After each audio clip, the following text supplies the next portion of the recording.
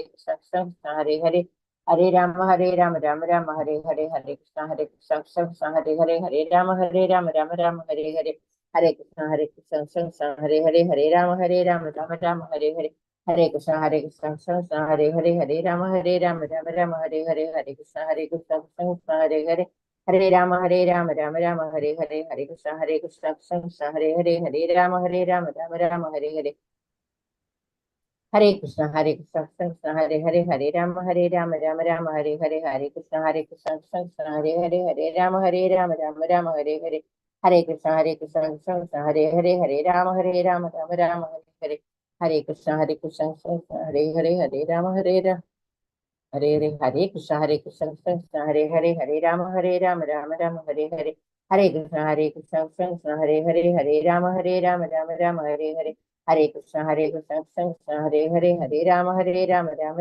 हरे हरे, हरे कृष्ण कृष्ण कृष्ण हरे हरे, हरे राम राम हरे हरे, हरे कृष्ण कृष्ण कृष्ण हरे हरे, हरे राम राम हरे हरे, हरे कृष्ण कृष्ण कृष्ण हरे हरे, हरे राम राम हरे हरे, हरे कृष्ण कृष्ण कृष्ण हरे हरे, हरे राम राम हरे हरे, हरे कृष्ण कृष्ण कृष्ण हरे हरे, हरे राम राम हरे हरे, हरे कृष्ण कृष्ण कृष्ण हरे हरे, हरे राम राम हरे हरे, हरे कृष्ण कृष्ण कृष्ण हरे हरे, हरे राम राम हरे हरे, हरे कृष्ण कृष्ण कृष्ण हरे हरे, हरे राम राम हरे हरे, हरे कृष्ण कृष्ण हरे हरे, हरे राम राम हरे हरे, हरे कृष्ण कृष्ण हरे हरे, हरे राम राम हरे हरे, हरे कृष्ण कृष्ण हरे हरे, हरे राम राम हरे हरे, हरे कृष्ण कृष्ण हरे हरे, हरे राम राम हरे हरे, हरे कृष्ण कृष्ण हरे हरे, हरे राम राम हरे हरे, हरे कृष्ण कृष्ण हरे हरे, हरे राम राम हरे हरे, हरे कृष्ण कृष्ण हरे हरे, हरे राम राम हरे हरे, हरे कृष्ण कृष्ण हरे हरे, हरे राम हरे हरे, हरे कृष्ण कृष्ण हरे हरे, हरे राम राम हरे हरे, हरे कृष्ण कृष्ण हरे हरे, हरे राम राम हरे हरे, हरे कृष्ण हरे हरे, हरे राम हरे हरे, हरे कृष्ण कृष्ण हरे हरे, हरे राम राम हरे हरे, हरे कृष्ण कृष्ण हरे हरे, राम हरे हरे, हरे कृष्ण कृष्ण हरे हरे, हरे राम राम हरे हरे, हरे कृष्ण कृष्ण हरे हरे, हरे राम राम हरे हरे, हरे कृष्ण कृष्ण हरे हरे, हरे राम राम हरे हरे, हरे कृष्ण हरे हरे, हरे राम राम हरे हरे, हरे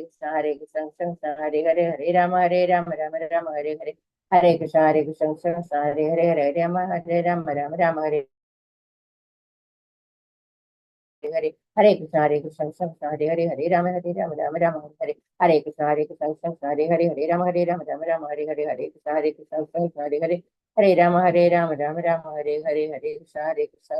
हरे हरे, राम हरे हरे, हरे कृष्ण कृष्ण हरे हरे, हरे राम हरे हरे, हरे कृष्ण कृष्ण हरे हरे, हरे राम हरे हरे, हरे कृष्ण कृष्ण हरे हरे,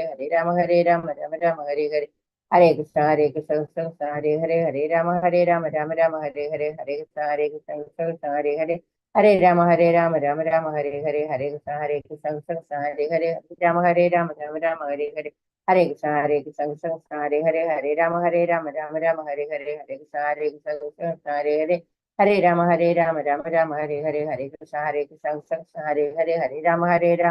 कृष्ण कृष्ण हरे हरे, हरे राम राम हरे हरे, हरे कृष्ण कृष्ण हरे हरे, राम हरे हरे, हरे कृष्ण कृष्ण हरे हरे, हरे राम राम हरे हरे, हरे कृष्ण कृष्ण हरे हरे, हरे राम राम हरे हरे, हरे कृष्ण कृष्ण हरे हरे, हरे राम राम हरे हरे, हरे कृष्ण कृष्ण हरे हरे, हरे राम राम हरे हरे, हरे कृष्ण कृष्ण हरे हरे, हरे राम राम हरे हरे, हरे कृष्ण कृष्ण हरे हरे, हरे राम राम हरे हरे, हरे कृष्ण कृष्ण हरे हरे, हरे राम हरे हरे, हरे कृष्ण कृष्ण हरे हरे, हरे राम राम हरे हरे, हरे कृष्ण कृष्ण हरे हरे, हरे राम राम हरे हरे, हरे कृष्ण कृष्ण हरे हरे, हरे राम राम हरे हरे, हरे कृष्ण कृष्ण हरे हरे, राम हरे हरे, हरे कृष्ण माता जी।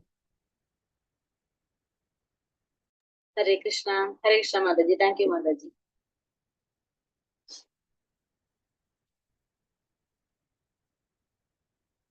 ഹരേ കൃഷ്ണ. ഓം നമോ ഭഗവതേ വാസുദേവായ. ഓം നമോ ഭഗവതേ വാസുദേവായ. ഓം നമോ ഭഗവതേ വാസുദേവായ. ഓം അജ്ഞാനതിമിരാന്തസ്യ ജ്ഞാനാഞ്ജനാശലാകയാ ചക്ഷുരുന്മീലിതം യേന തസ്മൈ ശ്രീ ഗുരവേ നമഃ. നമോ വിഷ്ണുപാദായ കൃഷ്ണപ്രേഷ്ഠായ ഭൂതലേ ശ്രീമതേ ഭക്തിവേദാന്ത സ്വാമിനിതി നാമിനേ. നമസ്തേ സാരസ്വതേ ദേവേ ഗൗരവാണി പ്രചാരിണേ നിർവിശേഷ ശൂന്യവാദി പാശ്ചാത്യദേശധാരിണേ.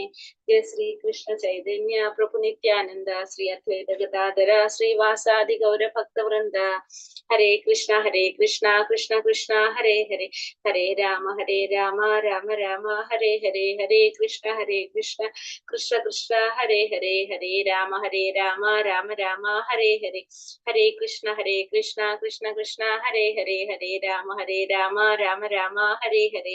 ഹരേ കൃഷ്ണ. ശ്രീ ശ്രീ രാധാ ഗോവിന്ദ് ടെമ്പിൾ ഇസ്കോൺ ബാംഗ്ലൂരിന്റെ ഭഗവത്ഗീത ക്ലാസ്സിലേക്ക് എല്ലാവർക്കും സ്വാഗതം. ഹരേ കൃഷ്ണ. അപ്പൊ നമ്മള് ഇന്നലെ 20 ശ്ലോകം 19 ശ്ലോകം വരെ നമ്മൾ നോക്കിയിട്ടുണ്ടായിരുന്നു അല്ലെ. 19 ശ്ലോകം വരെ 20 നോക്കേണ്ടത്.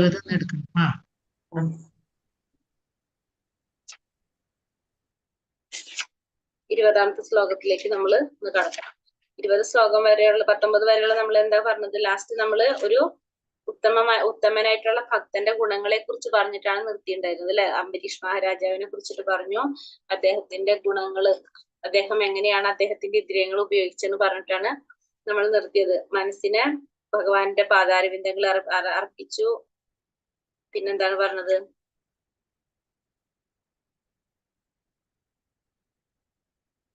വാക്കുകള് ദിവ്യഗുണങ്ങൾ പുകഴ്ത്താനായിട്ട് വാക്കുകൾ ഉപയോഗിച്ചു. കൈകൾ ക്ഷേത്ര ശുദ്ധീകരണത്തിന് ഉപയോഗിച്ചു എന്ന് പറഞ്ഞു.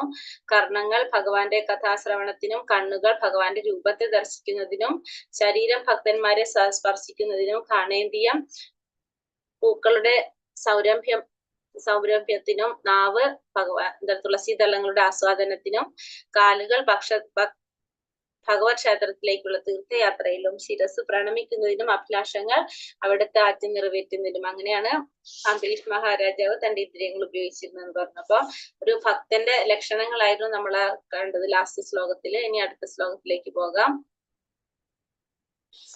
ഹരേ കൃഷ്ണ. ഓം നമോ ഭഗവതേ വാസുദേവായ. യത്രോ പരമതേ ചിത്തം നിരുദ്ധം യോഗസേവയാ, യത്ര ചൈവാത്മനാത്മാനം പശ്യന്നാത്മനി തുഷ്യതി, സുഖമാത്യന്തികം യത്തത് ബുദ്ധിഗ്രാഹ്യമതീന്ദ്രിയം വേത്തി യത്ര ന ചൈവായം സ്ഥിതശ്ചലതി തത്വതഃ, യം ലബ്ധ്വാ പരം ലാഭം മന്യതേ നാധികം തതഃ, യസ്മിൻ സ്ഥിതോ ന ദുഃഖേന കുരുണാപി വിചാല്യത്തെ, തം വിദ്യാ ദുഃഖ സംയോഗം വിയോഗം യോഗ സംചിതം. സമാധി എന്ന പരിപൂർണാവസ്ഥയിൽ മനസ്സ് യോഗാനുഷ്ഠാനം മൂലം ഭൗതികങ്ങളായ മനോവൃത്തികളിൽ നിന്നും തികച്ചും പിന്മാറിയിരിക്കും. നിർമ്മലമായ മനസ്സുകൊണ്ട് ആത്മാവിനെ സാക്ഷാത്കരിച്ച ആത്മാവിൽ ആനന്ദം കൊള്ളാനുള്ള കഴിവ് ഈ പൂർണ്ണാവസ്ഥയിൽ സ്വാഭാവികമാണ്. ആനന്ദഭരിതമായ ആ നിലയിൽ അളവറ്റ അതീന്ദ്രിയ സുഖമാണ് ദിവ്യേന്ദ്രിയങ്ങളിലൂടെ ഒരാൾക്ക് അനുഭവപ്പെടുക. ഇതിലെത്തിയാൽ പിന്നെ ഒരിക്കലും സത്യത്തിൽ നിന്ന് ചലിക്കേണ്ടി വരില്ല. ഇതിലും വലിയൊരു നേട്ടമില്ലെന്ന് ബോധ്യപ്പെടുകയും ചെയ്യുന്നു. മാത്രമല്ല ഏതൊരു ആപത്ഘട്ടത്തിലും ഒരാൾ ക്ഷുബ്ധനാകുന്നില്ല. ഭൗതികമായ ബന്ധത്തിൽ നിന്നുളവാകുന്ന സർവ ക്ലേശങ്ങളിൽ നിന്നുള്ള യഥാർത്ഥ മോചനമാണിത്. ഇപ്പൊ തന്നെ സമാധിയുടെ പൂർണ്ണ അവസ്ഥയിൽ എത്തിക്കഴിഞ്ഞാൽ എന്താ സംഭവിക്കുന്ന? മനസ്സ് യോഗാനുഷ്ഠാനം മൂലം ഭൗതികങ്ങളായ മനോവൃത്തികളിൽ നിന്നെല്ലാം പിന്മാറുന്ന പറഞ്ഞത്.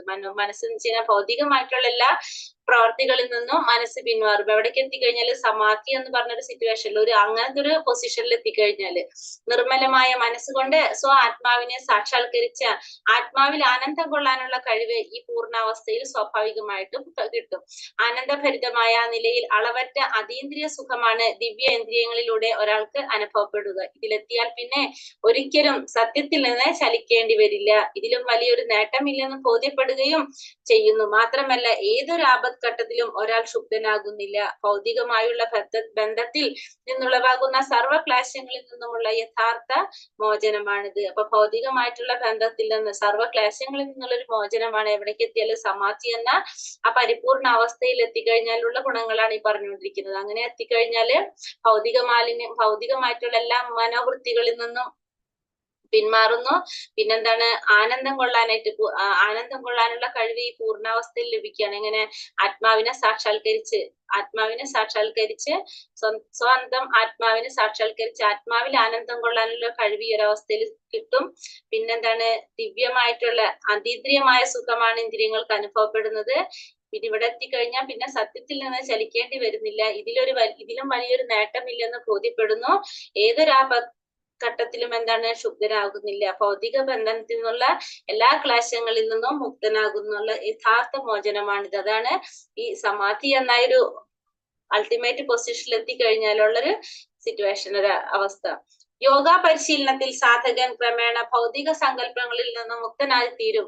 യോഗ സിദ്ധാന്തത്തിന്റെ പ്രഥമ ലക്ഷണമാണിത്. പിന്നീട് സമാധി എന്ന അവസ്ഥ കൈവരുന്നു. അപ്പൊ സമാധി എന്നൊരു അവസ്ഥയിലേക്ക് എത്താണ് ചെയ്യണത്. പിന്നെന്താ പറയണത്, യോഗത്തിന്റെ ഉപോൽപ്പന്നങ്ങളിൽ ആസക്തരാകുന്നവർക്ക് ഒരിക്കലും ഈ ശ്ലോകത്തിൽ പറഞ്ഞിട്ടുള്ളത് പോലെ പരിപൂർണത നേടാനാവില്ല. പക്ഷെ ഒരു കാര്യം എന്താ പറയണത്, യോഗത്തിന്റെ ഉപോൽപ്പന്നങ്ങളിൽ ആസക്തരായവർക്ക്, യോഗത്തിന്റെ ഉപോൽപ്പന്നങ്ങൾ എന്ന് വെച്ചാൽ എന്താ ഉദ്ദേശിക്കുന്നത്, യോഗ ചെയ്ത് അവർക്ക് പല സിദ്ധികൾ കൈവരുന്നുണ്ടാവും. കുറെ ഇങ്ങനെ നമ്മൾക്ക് യോഗ ചെയ്ത് നമുക്ക് കുറെ സിദ്ധികൾ കൈവരും. അപ്പൊ ആ സിദ്ധികൾ എന്ത് ചെയ്യും, ആ സിദ്ധികളിൽ ആകൃഷ്ടരായി കഴിഞ്ഞാല് നമുക്കിപ്പോ എന്താണ്, യോഗ ചെയ്യുമ്പോൾ ഉണ്ടാവുന്ന പലതരത്തിലുള്ള സിദ്ധികൾ ഉണ്ടാവാം. അപ്പൊ ആ സിദ്ധികളിൽ ആകൃഷ്ടരായി കഴിഞ്ഞാൽ എന്താ സംഭവിക്കുക, അത് നമ്മൾ മറ്റുള്ളവരെ പ്രദർശിപ്പിക്കാനായിട്ട്, നമുക്ക് ഭയങ്കര പേര്, നെയ്മ് ഫ്രെയിമിന് വേണ്ടി, നമുക്ക് ഭയങ്കര പേര് കിട്ടാൻ വേണ്ടി, പ്രശസ്തി ഉണ്ടാവാൻ വേണ്ടിയിട്ട് നമ്മളത് ഉപയോഗിക്കുകയാണ്. നമ്മളത് മറ്റുള്ളവർക്ക് അഭ്യാസ മുറകളായിട്ടോ സിദ്ധികൾ പ്രദർശിപ്പിക്കുന്നവർക്ക് എന്താ സംഭവിക്കുന്നത്, അങ്ങനെയൊക്കെ ചെയ്യുമ്പോൾ നമ്മൾ ആ വിചാരിച്ച ലക്ഷ്യത്തിലേക്ക് നമുക്ക് എത്താൻ സാധിക്കില്ല. പരിപൂർണത നമുക്ക് നേടാനായിട്ട് സാധിക്കില്ല. നമ്മൾ എന്ത് സംഭവിക്കും, വഴി തെറ്റിയിട്ട് പോകാനായിട്ട് സാധ്യതയുണ്ട്. അതായത് യോഗത്തിന്റെ ഉപോൽപ്പന്നങ്ങളിൽ ആസക്തരായി കഴിഞ്ഞാല് അങ്ങനെ ഉള്ളവർക്ക് പരിപൂർണത നേടാൻ സാധിക്കില്ല എന്ന് പറയുന്നത്. അപ്പൊ അത് എന്താ പറഞ്ഞാൽ അഭ്യാസ മുറകളോ സിദ്ധികളോ ഒക്കെ കിട്ടും. നമ്മങ്ങനെ കുറെ യോഗ ചെയ്ത് നമുക്ക് അങ്ങനത്തെ എന്തെങ്കിലുമൊക്കെ കഴിവുകൾ ഉണ്ടാവാം. അപ്പൊ ആ കഴിവ് കിട്ടുമ്പോ അത് നമ്മള് പ്രദർശിപ്പിക്കുകയാണ്. നമ്മളത് മറ്റുള്ളവർക്ക് പ്രദർശിപ്പിച്ച് നമ്മൾ അതിൽ ആനന്ദം കൊള്ളാണെങ്കിൽ മറ്റുള്ളവരിൽ നിന്ന് നമുക്ക് അതുകൊണ്ട് പ്രശസ്തി കിട്ടാണ്, പേരും പ്രശസ്തിയൊക്കെ കിട്ടാണ്. അപ്പൊ നമ്മൾ സ്വാഭാവികമായിട്ടും എന്ത് പോകും, നമ്മൾ താഴ്ത്തിക്ക് തന്നെ വീണു പോകാനുള്ള ഒരു സാധ്യത ഉണ്ട്. കാരണം ഏത് സമയത്തും ആർക്കും എന്ത് സംഭവിക്കാം, പതനം സംഭവിക്കാം. കാരണം മനസ്സ് എന്ന് പറഞ്ഞാൽ അങ്ങനെയാണ്, നമുക്ക് അത്രയും കൺട്രോൾ ചെയ്താൽ മാത്രമേ നമുക്ക് അവിടെ പിടിച്ചു നിൽക്കാനായിട്ട് സാധിക്കുള്ളൂ. ഇങ്ങനെ ആ യോഗത്തിന്റെ ഉപോൽപ്പന്നങ്ങളിൽ ആസക്തരായി കഴിഞ്ഞാലും അവർക്ക് എന്തുണ്ടാവില്ല, അവർക്കും ഈ പറഞ്ഞ പോലെ പരിപൂർണത നേടാനായിട്ട് സാധിക്കില്ല. സാ നിശ്ചയേന യോക്തവ്യോ യോഗോ നിർവിണ്ണ ചേതസ സങ്കൽപ പ്രഭവാൻ കാമാം ത്യക്ത സർവാന ശേഷതഃ മനസൈവേന്ദ്രിയ ഗ്രാമം വിനിയമ്യ സമന്തതഃ. സ്ഥൈര്യത്തോടും വിശ്വാസത്തോടും കൂടി വേണം യോഗ പരിശീലനത്തിൽ ഏർപ്പെടുവാൻ. വഴി മാറുകയും അരുത്. സ്ഥൈര്യത്തോടും വിശ്വാസത്തോടും കൂടി വേണം എന്ത് ചെയ്യാൻ, യോഗ പരിശീലനത്തിൽ ഏർപ്പെടാനായിട്ട്. പക്ഷെ വഴി മാറാനായിട്ട് പാടില്ല. മനസ്സിൽ തോന്നിയ ഭൗതികങ്ങളായ എല്ലാ ആഗ്രഹങ്ങളും ഒന്നൊഴിയാതെ മനസ്സുകൊണ്ട് ഇന്ദ്രിയങ്ങളെ നിയന്ത്രിക്കുകയും വേണം. ഉപേക്ഷിക്കുകയും മനസ്സുകൊണ്ട് ഇന്ദ്രിയങ്ങളെല്ലാം നിയന്ത്രിക്കുകയും വേണം. അപ്പൊ മനസ്സിൽ തോന്നിയിട്ടുള്ള എല്ലാ ആഗ്രഹങ്ങളെയും ഒന്നൊഴിയാതെ നമ്മൾ എന്ത് ചെയ്യണം, ഉപേക്ഷിച്ചിരിക്കണം. മാത്രമല്ല മനസ്സുകൊണ്ട് ഇന്ദ്രിയങ്ങളെ നിയന്ത്രിക്കുകയും വേണം. ഹൃദയംഗമമായ ഉത്സാഹം കൊണ്ടും നിരന്തര പ്രയത്നം കൊണ്ടും ദൃഢനിശ്ചയം കൊണ്ടും ഭക്തന്മാരുടെ സത്സംഗത്തിൽ നിർദ്ദിഷ്ടമായ കർമ്മങ്ങൾ നിറവേറ്റുന്നത് കൊണ്ടും എപ്പോഴും സാത്വിക കർമ്മങ്ങളിൽ ഏർപ്പെട്ടിരിക്കുന്നത് കൊണ്ടും ഒരാൾക്ക് ഭക്തിയോഗ സാധനയിൽ വിജയം കൈവരിക്കാം. അപ്പൊ ഹൃദയംഗമായ ഉത്സാഹം കൊണ്ട്, നിരന്തരമായ പ്രയത്നം കൊണ്ടും ദൃഢനിശ്ചയം കൊണ്ടും ഭക്തന്മാരുടെ സത്സംഗത്തിൽ നിർദ്ദിഷ്ട കർമ്മങ്ങൾ നിറവേറ്റുന്നത് കൊണ്ടും എന്ത് ചെയ്യാൻ പറ്റും, നമുക്ക് എപ്പോഴും സ്വാത്വിക കർമ്മങ്ങളിൽ ഏർപ്പെട്ടിരിക്കുന്ന ഒരാൾക്ക് ഭക്തിയോഗ സാധനയിൽ വിജയം കൈവരിക്കാനായിട്ട് സാധിക്കും. ഉപദേശാമൃതത്തിൽ പറയുന്നതാണത്. ഉത്സാഹ നിശ്ചയ ധൈര്യ തദ്വത് കർമ്മ പ്രവർത്തന സംഘ ഷഡ്ഭിർ ഭക്തി പ്രസിദ്ധ്യതി. അപ്പൊ ഭക്തി എങ്ങനെയാണ് നമുക്ക് ഭക്തിയെ നന്നാക്കി കൊണ്ടുവരാനായിട്ട്, ശരിയായ രീതിയിൽ കൊണ്ടുവരാന്നുള്ളതിന് രൂപഗോസ്വാമി പറയുന്നതാണത്. ഹൃദയംഗമമായ ഉത്സാഹം കൊണ്ട്, നിരന്തര പ്രയത്നം കൊണ്ട്, ദൃഢനിശ്ചയം കൊണ്ട് ഭക്തന്മാരുടെ സത്സംഗത്തിൽ നിർദ്ദിഷ്ടമായ കർമ്മങ്ങൾ നിറവേറ്റുന്നത് കൊണ്ട് എപ്പോഴും സ്വാത്വിക കർമ്മങ്ങളിൽ ഏർപ്പെട്ടിരിക്കുന്നത് കൊണ്ടും ഒരാൾക്ക് ഭക്തിയോഗ സാധനയിൽ വിജയം കൈവരിക്കാനായിട്ട് സാധിക്കും. ഒരാൾക്ക് ഭക്തിയോഗ സാധനയിൽ വിജയം കൈവരിക്കണമെങ്കിൽ എന്തൊക്കെ വേണം, ഹൃദയംഗമായ ഉത്സാഹം വേണം, നിരന്തര പ്രയത്നം വേണം, ദൃഢനിശ്ചയം വേണം, ഭക്തന്മാരുടെ സത്സംഗത്തിൽ നിർദ്ദിഷ്ടമായ കർമ്മങ്ങൾ നിറവേറ്റണം. ഭക്തന്മാരുടെ സത്സംഗം വേണം, അവിടെ കർമ്മങ്ങൾ നിറവേറ്റിക്കൊണ്ടിരിക്കണം. എപ്പോഴും സ്വാത്വിക കർമ്മങ്ങളിൽ ഏർപ്പെട്ടിരിക്കുന്നത് കൊണ്ടും ഒരാൾക്ക് ഭക്തിയോഗ സാധനയിൽ വിജയം കൈവരിക്കാനായിട്ട് സാധിക്കും. അപ്പൊ ഒരു വ്യക്തിക്ക് ഭക്തിയോഗ സാധനയിൽ എങ്ങനെയാണ് വിജയം കൈവരിക്കാൻ സാധിക്കുക? ഹൃദയംഗമമായ ഉത്സാഹം ഉണ്ടാവണം. നമുക്ക് ഇങ്ങനത്തെ കാര്യങ്ങൾ ചെയ്യാനുള്ള നമുക്ക് ഉത്സാഹം ഉണ്ടാവണം. നമ്മൾ മടി പിടിച്ചിട്ടാണെങ്കിൽ നമുക്കൊന്നും ചെയ്യാൻ പറ്റില്ല. നമുക്കത് പറ്റില്ല, അല്ലെങ്കിൽ നമുക്കത് ചെയ്യാൻ ബുദ്ധിമുട്ടാണെന്നൊക്കെ ചിന്തിച്ചു കഴിഞ്ഞാൽ നമുക്കൊന്നും നടക്കില്ല. നമുക്ക് ഉത്സാഹം ഉണ്ടാവണം. എപ്പോഴും എന്ത് കാര്യത്തിനും ഉത്സാഹം ഉണ്ടാവണം. നിരന്തരം പ്രയത്നിച്ചു കൊണ്ടിരിക്കണം. നമുക്കത് ചെയ്യണം എന്ന് ആഗ്രഹം ഉണ്ടെങ്കിൽ നമ്മൾ അതിനു വേണ്ടി പ്രയത്നിക്കണം. ദൃഢനിശ്ചയം ഉണ്ടാവണം. നമുക്കത് ചെയ്യാൻ പറ്റും എന്നുള്ളൊരു ദൃഢനിശ്ചയം ഉണ്ടാവണം. പിന്നെ എന്താണ് പറയുക, ഭക്തന്മാരുടെ സത്സംഗം, അത് വളരെ പ്രാധാന്യമാണ്. ഭക്തന്മാരുടെ സത്സംഗം ഉണ്ടാവണം. പിന്നെ നിർദ്ദിഷ്ടമായ കർമ്മങ്ങൾ നിറവേറ്റണം. അവിടെ നമുക്കിപ്പോ നമ്മൾ ചെയ്യാനായിട്ട് നമുക്ക് ഓരോ പ്രവൃത്തികൾ നമുക്ക് തന്നിട്ടുണ്ടെങ്കിൽ, അല്ലെങ്കിൽ നമ്മൾ കണ്ടത് നമ്മൾ ചെയ്യുന്നുണ്ടെങ്കിൽ നമ്മൾ അത് എന്ത് ചെയ്യണം? അത് കറക്റ്റ് ആയിട്ട് നമ്മൾ നിറവേറ്റി കൊടുക്കണം. എപ്പോഴും സാത്വിക കർമ്മങ്ങളിൽ ഏർപ്പെട്ടുകൊണ്ടിരിക്കണം. സാത്വികമായിട്ടുള്ള കർമ്മങ്ങളിലായിരിക്കണം നമ്മൾ ഏർപ്പെട്ടുകൊണ്ടിരിക്കേണ്ടത്. അങ്ങനെയാണെങ്കിലാണ് നമുക്ക് എന്തിൽ വിജയം ഉണ്ടാവുക? സാധനയില്, യോഗ സാധനയില് വിജയം കൈവരിക്കാനായിട്ട് സാധിക്കുക. അതായത് സാത്വികമായിട്ടുള്ള കാര്യങ്ങൾ ചെയ്തുകൊണ്ടിരിക്കുക, സാത്വികന്മാരായിട്ടുള്ളവരായിട്ട് നമ്മൾ കൂട്ടുകൂടുക, അങ്ങനത്തെ ഒരു സത്സംഗം ഉണ്ടാകുക. നമ്മള് ഉത്സാഹത്തോടും ദൃഢനിശ്ചയത്തോടും നിരന്തര പ്രയത്നം കൊണ്ട് നമ്മൾ എന്ത് ചെയ്യുക? നമുക്ക് അങ്ങോട്ട് അതിലേക്ക് കടക്കണം എന്നുള്ള ചിന്തയോട് കൂടി നമ്മൾ പ്രവർത്തിക്കുക. അങ്ങനെയാണെങ്കിൽ മാത്രമാണ് നമുക്ക് ഭക്തി സാധനയിൽ വിജയം കൈവരിക്കാനായിട്ട് സാധിക്കുള്ളൂ. ശക്തിർ ഭക്തി പ്രസിദ്ധ്യതി. ഭക്തി ചെയ്യാനായിട്ടുള്ള 6 കാര്യങ്ങളാണ് പറയുന്നത്. ഉത്സാഹാത് നിശ്ചയ ധൈര്യ ശ്ലോകാണ് അതിന്റെ. ഉത്സാഹാത് നിശ്ചയ ധൈര്യ തത് കർമ്മ പ്രവർത്തന സംഘസ്ത്യാഗസ്ത സർവേഷു ശക്തിർ ഭക്തി പ്രസിദ്ധ്യതി എന്ന് പറയുന്നത്. ഉപദേശാമൃതിയിലുള്ളതാണ്. അടുത്ത ലെവൽ 3 നിങ്ങൾ പഠിക്കാൻ പോകുന്ന പുസ്തകമാണ് അതൊക്കെ.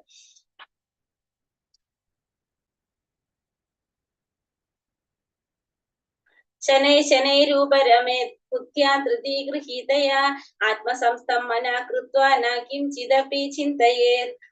ക്രമേണ പടിപടിയായി വിശ്വാസദാർഢ്യമാർന്ന ബുദ്ധിയുടെ സഹായത്താൽ സമാധിസ്ഥനാകണം. മനസ്സിനെ ആത്മാവിൽ ഉറപ്പിക്കണം. അതായത് ക്രമേണ നമ്മൾ എന്ത് ചെയ്യണം? പടിപടിയായിട്ട് വിശ്വാസദാർഢ്യമാർന്ന ബുദ്ധിയുടെ സഹായത്താൽ സമാധിസ്ഥനാകണം. മനസ്സിനെ ആത്മാവിൽ ഉറപ്പിക്കുക. മറ്റൊന്നിനെ കുറിച്ച് ചിന്തിക്കാതെ മനസ്സിനെ നമ്മൾ എന്ത് ചെയ്യണം? ആത്മാവിൽ ഉറപ്പിച്ചു നിർത്തണം. ബുദ്ധിയുടെ സഹായത്താൽ സമാധിസ്ഥനായിട്ട് മനസ്സിനെ ആത്മാവില് ഉറപ്പിച്ച് നിർത്തണം. ദൃഢവിശ്വാസം കൊണ്ടും ബുദ്ധി ഉപയോഗിച്ചും പതുക്കെ പതുക്കെ ഇന്ദ്രിയ വിഷയങ്ങളിൽ നിന്ന് വിരമിക്കണം. ഇതിനെ പ്രത്യാഹാരം എന്ന് പറയുന്നു. അപ്പൊ പ്രത്യാഹാരം എന്ന് വെച്ചാൽ എന്താണ് പറയുന്നത്? ദൃഢവിശ്വാസം കൊണ്ടും ബുദ്ധി ഉപയോഗിച്ചും പതുക്കെ പതുക്കെ ഇന്ദ്രിയ വിഷയങ്ങളിൽ നിന്ന് വിരമിക്കണം. ഇതിനെയാണ് നമ്മൾ എന്ത് പറയുന്നത്? പ്രത്യാഹാരം എന്ന് പറയുന്നത്. പ്രത്യാഹാരം എന്ന് വെച്ചാൽ അപ്പൊ എന്താണ്? ആരുമില്ലേ അവിടെ? ഹരേ കൃഷ്ണ. പ്രത്യാഹാരം എന്ന് വെച്ചാൽ എന്താണ്?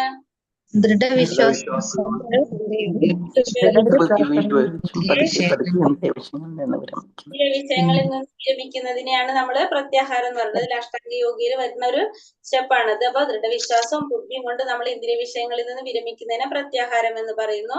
പരമപുരുഷന്റെ ആനന്ദത്തിലല്ലാതെ മറ്റൊന്നിലും അയാൾ ആനന്ദിക്കുന്നില്ല. നേരിട്ടുള്ള കൃഷ്ണാവബോധ പ്രവർത്തനം കൊണ്ട് ഈ ഒരവസ്ഥയിൽ എത്തിച്ചേരാനായിട്ട് എളുപ്പത്തിൽ സാധിക്കും. കൃഷ്ണാവബോധ പ്രവർത്തനം കൊണ്ട് ഈ അവസ്ഥയിലേക്ക് എത്തിച്ചേരാനായിട്ട് എളുപ്പത്തിൽ സാധിക്കും. നമ്മൾ പറഞ്ഞു ഭക്തിയുടെ സേവനത്തിലൂടെ, കൃഷ്ണാവബോധത്തിലൂടെ, ഭക്തിയുടെ സേവനത്തിലൂടെ നമുക്ക് ഭഗവാനെ നേരിട്ട് പ്രാപിക്കാനായിട്ട് സാധിക്കുന്നു. അപ്പോ അതാണ് പറഞ്ഞത്, ഭഗവാന്റെ ആനന്ദത്തിലല്ലാതെ മറ്റൊന്നിലും അയാൾക്ക് ആനന്ദിക്കുന്നില്ല. നേരിട്ടുള്ള കൃഷ്ണാവബോധ പ്രവർത്തനം കൊണ്ട് ഈ ഒരു അവസ്ഥയിലേക്ക് എത്തിച്ചേരാനായിട്ട് എളുപ്പത്തില് ഒരാൾക്ക് സാധിക്കും.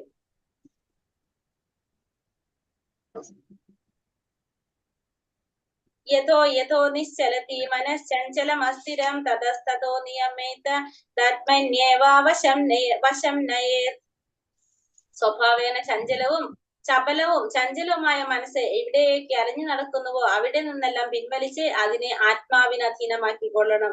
എന്ത് ചെയ്യണം? സ്വഭാവേന ചപലവും ചഞ്ചലവുമായ മനസ്സ് എവിടെയൊക്കെയാണോ അലഞ്ഞു നടക്കുന്നത് അവിടെ നിന്നെല്ലാം അതിനെ പിൻവലിച്ചിട്ട് എന്ത് ചെയ്യണം? അതിനെ ആത്മാവിനെ അധീനമാക്കിക്കൊള്ളണം എന്ന് പറഞ്ഞപ്പോ നമ്മള് മനസ്സ് എങ്ങനെയാണ്? ഇങ്ങനെ നമ്മളുടെ കയ്യിൽ നിൽക്കുന്നതല്ല, അത് ചപലമാണ്, ചഞ്ചലമാണ്, അത് എവിടേക്കോ അലഞ്ഞു നടക്കും. അതിപ്പോ അതിനെ പിടിച്ച് ആത്മാവിനെ അധീനനാക്കിയിട്ട് നിർത്തണമെന്നാണ് പറയുന്നത് ഇവിടെ. വിശുദ്ധിയാർന്ന ഇന്ദ്രിയങ്ങളെ കൃഷ്ണനെ സേവിക്കുന്നതിനെ കൃഷ്ണാവബോധം എന്ന് പറയുന്നു. വിശുദ്ധിയാർന്ന ഇന്ദ്രിയങ്ങൾ കൊണ്ട് ഭഗവാനെ സേവിക്കുന്നതിനെയാണ് നമ്മൾ എന്ത് പറയുന്നത്? കൃഷ്ണാവബോധം എന്ന് പറയുന്നത്. എല്ലാ സമയത്തും ഏതൊരു സാഹചര്യത്തിലും ഭഗവാനെ കുറിച്ച് മാത്രം നമ്മൾ ഓർത്ത് പ്രവർത്തിച്ചു കൊണ്ടിരിക്കുക. ഇന്ദ്രിയങ്ങളെ പൂർണ്ണമായി നിയന്ത്രിക്കാനുള്ള വഴിയാണിത്. എന്തിനധികം യോഗ പരിശീലനത്തിന്റെ പരമകാഷ്ഠയും എന്ത് തന്നെയാണ്? ഇന്ദ്രിയങ്ങളെ നിയന്ത്രിക്കുക എന്നുള്ളതാണ് എല്ലാത്തിന്റെയും പരമമായ ലക്ഷ്യം. ഇന്ദ്രിയങ്ങളെ നിയന്ത്രിക്കുക എന്നുള്ളത് തന്നെയാണ്. പ്രശാന്ത മനസം ഹേന്യം യോഗിനം സുഖമുത്തമം ഉപൈതി ശാന്തരജസം ബ്രഹ്മഭൂതമകൽമഷം. എന്നിൽ തന്നെ മനസ്തുറപ്പിച്ച യോഗി അതീന്ദ്രിയ ആനന്ദത്തിന്റെ പരമകാഷ്ഠയിലെത്തുന്നു. അയാൾ രജോ ഗുണത്തിന് അതീതനാണ്. താൻ പരമപുരുഷനുമായി ഗുണത്തിൽ ഒന്നാണെന്ന് മനസ്സിലാക്കുന്നതിൽ പൂർവ്വകർമ്മങ്ങളുടെ പ്രതികരണത്തിൽ നിന്നും മുക്തനാണ്. അപ്പൊ ഭഗവാനിൽ തന്നെ മനസ്സുറപ്പിച്ച യോഗി എന്താണ്? ഭഗവാനിൽ തന്നെ മനസ്സുറപ്പിച്ച യോഗി അതീന്ദ്രിയ ആനന്ദത്തിന്റെ പരമകാഷ്ഠയിലെത്തുന്നു. അപ്പൊ ആ വ്യക്തി അതീന്ദ്രിയമായിട്ടുള്ള ആനന്ദത്തിന്റെ പരമകാഷ്ഠയിലെത്താണ്.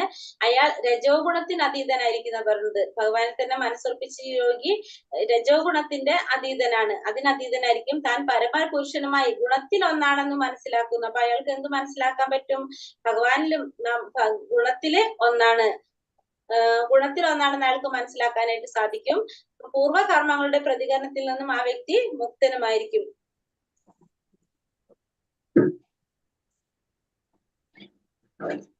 ഭഗവാന്റെ ചരണാരവിന്ദങ്ങളിൽ മനസ്സ് കേന്ദ്രീകരിക്കാത്ത ഒരാൾക്ക് ബ്രഹ്മത്തിന്റെ ഗുണത്തിൽ സ്ഥിതി ചെയ്യാനായിട്ട് സാധിക്കില്ല. അപ്പൊ ഭഗവാന്റെ ചരണാരവിന്ദങ്ങളിൽ, ഭഗവാന്റെ പാദങ്ങളില് മനസ്സ് കേന്ദ്രീകരിക്കാത്ത ഒരു വ്യക്തിക്ക് ബ്രഹ്മത്തിന്റെ ഗുണത്തിൽ സ്ഥിതി ചെയ്യാനാവില്ല. കൃഷ്ണാവബോധം പുലർത്തുന്നത് വാസ്തവത്തിൽ രജോ ഗുണത്തിൽ നിന്നും എല്ലാ ഭൗതിക കൽമഷങ്ങളിൽ നിന്നും മോചനം നേടലാണ്. അപ്പൊ കൃഷ്ണാവബോധം പുലർത്തുന്നത് എപ്പോഴാണ് പുലർത്താൻ പറ്റുന്നത്? രജോ ഗുണത്തിൽ നിന്നും എല്ലാ ഭൗതിക കൽമഷങ്ങളിൽ നിന്നും മോചനം നേടലാണ് കൃഷ്ണാവബോധം പുലർത്താന്ന് പറയുമ്പോ. കൃഷ്ണാവബോധം പുലർത്താന്ന് വെച്ചാൽ നമ്മൾ പറഞ്ഞു ഭഗവാനെ കുറിച്ച് മാത്രം പിന്നെ ആലോചിക്കുന്ന പ്രവൃത്തികളെല്ലാം ഭഗവാന് വേണ്ടി ചെയ്യുന്ന അവസ്ഥയിലേക്ക് എത്താണ് നമ്മള്. അപ്പൊ രജോ ഗുണം എന്ന് വെച്ചാൽ നമുക്ക് അതും അറിയാം. രജോ ഗുണം എന്ന് വെച്ചാൽ തന്നെ നമ്മുടെ ഭൗതികമായിട്ട് നമ്മളുടെ ആഗ്രഹങ്ങൾക്ക് വേണ്ടിയിട്ട് നമ്മുടെ ഇന്ദ്രിയങ്ങളെ സന്തോഷിപ്പിക്കാനായിട്ട് നമ്മൾ എന്ത് ചെയ്യണത്? രജോ ഗുണത്തിലുള്ളവരൊക്കെ പ്രവർത്തിക്കുന്നത് അങ്ങനെയായിരിക്കും. അപ്പൊ രജോ ഗുണത്തിൽ നിന്ന് നമ്മൾ എന്താ പറയാ, ഭൗതിക കൽമഷങ്ങളിൽ നിന്നുള്ള മോചനമാണ് എന്ത് പറയുന്നത്? കൃഷ്ണാവബോധം എന്ന് പറയുന്നത്. രജോ ഗുണത്തിൽ നിന്ന് മോചനം എന്ന് പറഞ്ഞാൽ എന്താണ്? സ്വന്തം ആഗ്രഹത്തിനും സ്വന്തം ഇച്ഛയ്ക്കും അനുസരിച്ച് പ്രവർത്തികൾ ചെയ്യാത്തൊരവസ്ഥയിലേക്ക് എത്താണ് ചെയ്യുന്നത്. അപ്പൊ ഭഗവാനിലേക്ക് കൃഷ്ണാവബോധത്തോടെ ഭഗവാനെ കുറിച്ചുള്ള ഒരു ബോധത്തില് ഭഗവാന് വേണ്ടി സമർപ്പിച്ച് ചെയ്യാനായിട്ട് സാധിക്കുന്ന ഒരു അവസ്ഥയിലേക്ക് എത്താണ്. യുഞ്ചന്നേവം സദാത്മാനം യോഗി വിഗത കൽമഷഃ സുഖേന ബ്രഹ്മ സംസ്പർശ അത്യന്തം സുഖമശ്നുതേ.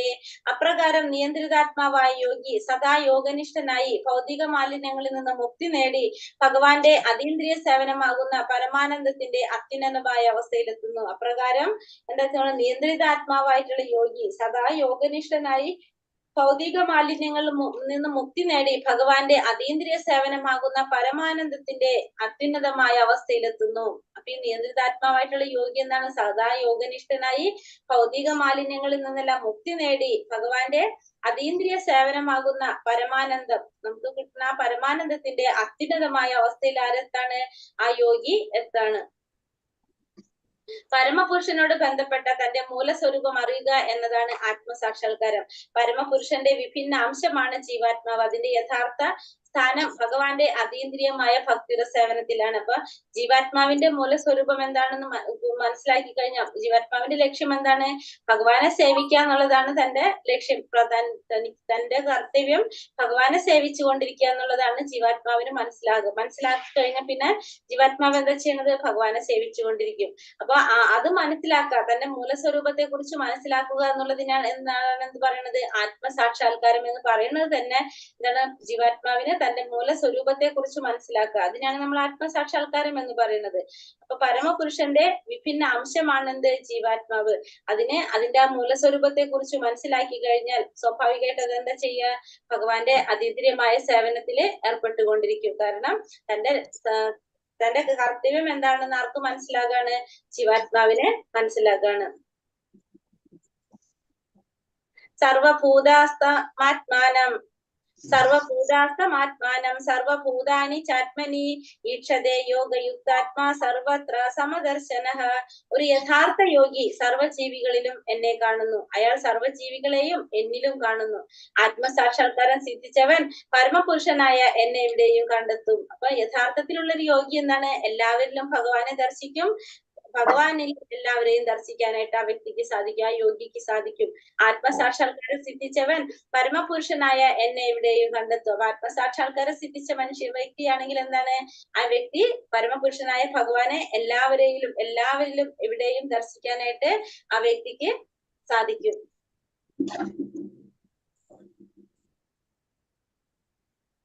ഒരു യഥാർത്ഥ യോഗി സർവ്വജീവികളിലും എന്നെ കാണുന്നു. കൃഷ്ണാവബോധമുള്ള ഒരാൾക്ക് വിശ്വാസിയുടെയും അവിശ്വാസിയുടെയും ഹൃദയത്തിൽ കൃഷ്ണനെ കാണാൻ സാധിക്കും. അപ്പൊ കൃഷ്ണാവബോധത്തിലുള്ള ഒരു വ്യക്തിക്ക് വിശ്വാസികളുടെ ഹൃദയത്തിൽ മാത്രമല്ല അവിശ്വാസികളുടെ ഹൃദയത്തിലും ആര് ദർശിക്കാൻ സാധിക്കും? ഭഗവാനെ ദർശിക്കാനായിട്ട് സാധിക്കും. അവരെല്ലാവരെയും ഒരുപോലെയാണ് കാണുന്നത്. ആര്? ഈ കൃഷ്ണാവബോധം സിദ്ധിച്ച കൃഷ്ണാവബോധത്തിലുള്ള ആ പരമാനന്ദത്തിലുള്ള ഒരു വ്യക്തിയെ സംബന്ധിച്ച് പറയുകയാണെങ്കിൽ കൃഷ്ണാവബോധത്തിലുള്ള വ്യക്തിയെ കുറിച്ചും ഇല്ലാത്തവരെ കുറിച്ചും ആ വിശ്വാസം ഇല്ലാത്തവരെയും ഒരുപോലെ തന്നെ കാണാൻ ശ്രമിക്കും. എല്ലാവരിലും ഭഗവാൻ ഉണ്ടെന്ന് ആർക്ക് ദർശിക്കാം? ആ വ്യക്തികൾക്ക് ദർശിക്കാനായിട്ട് സാധിക്കും.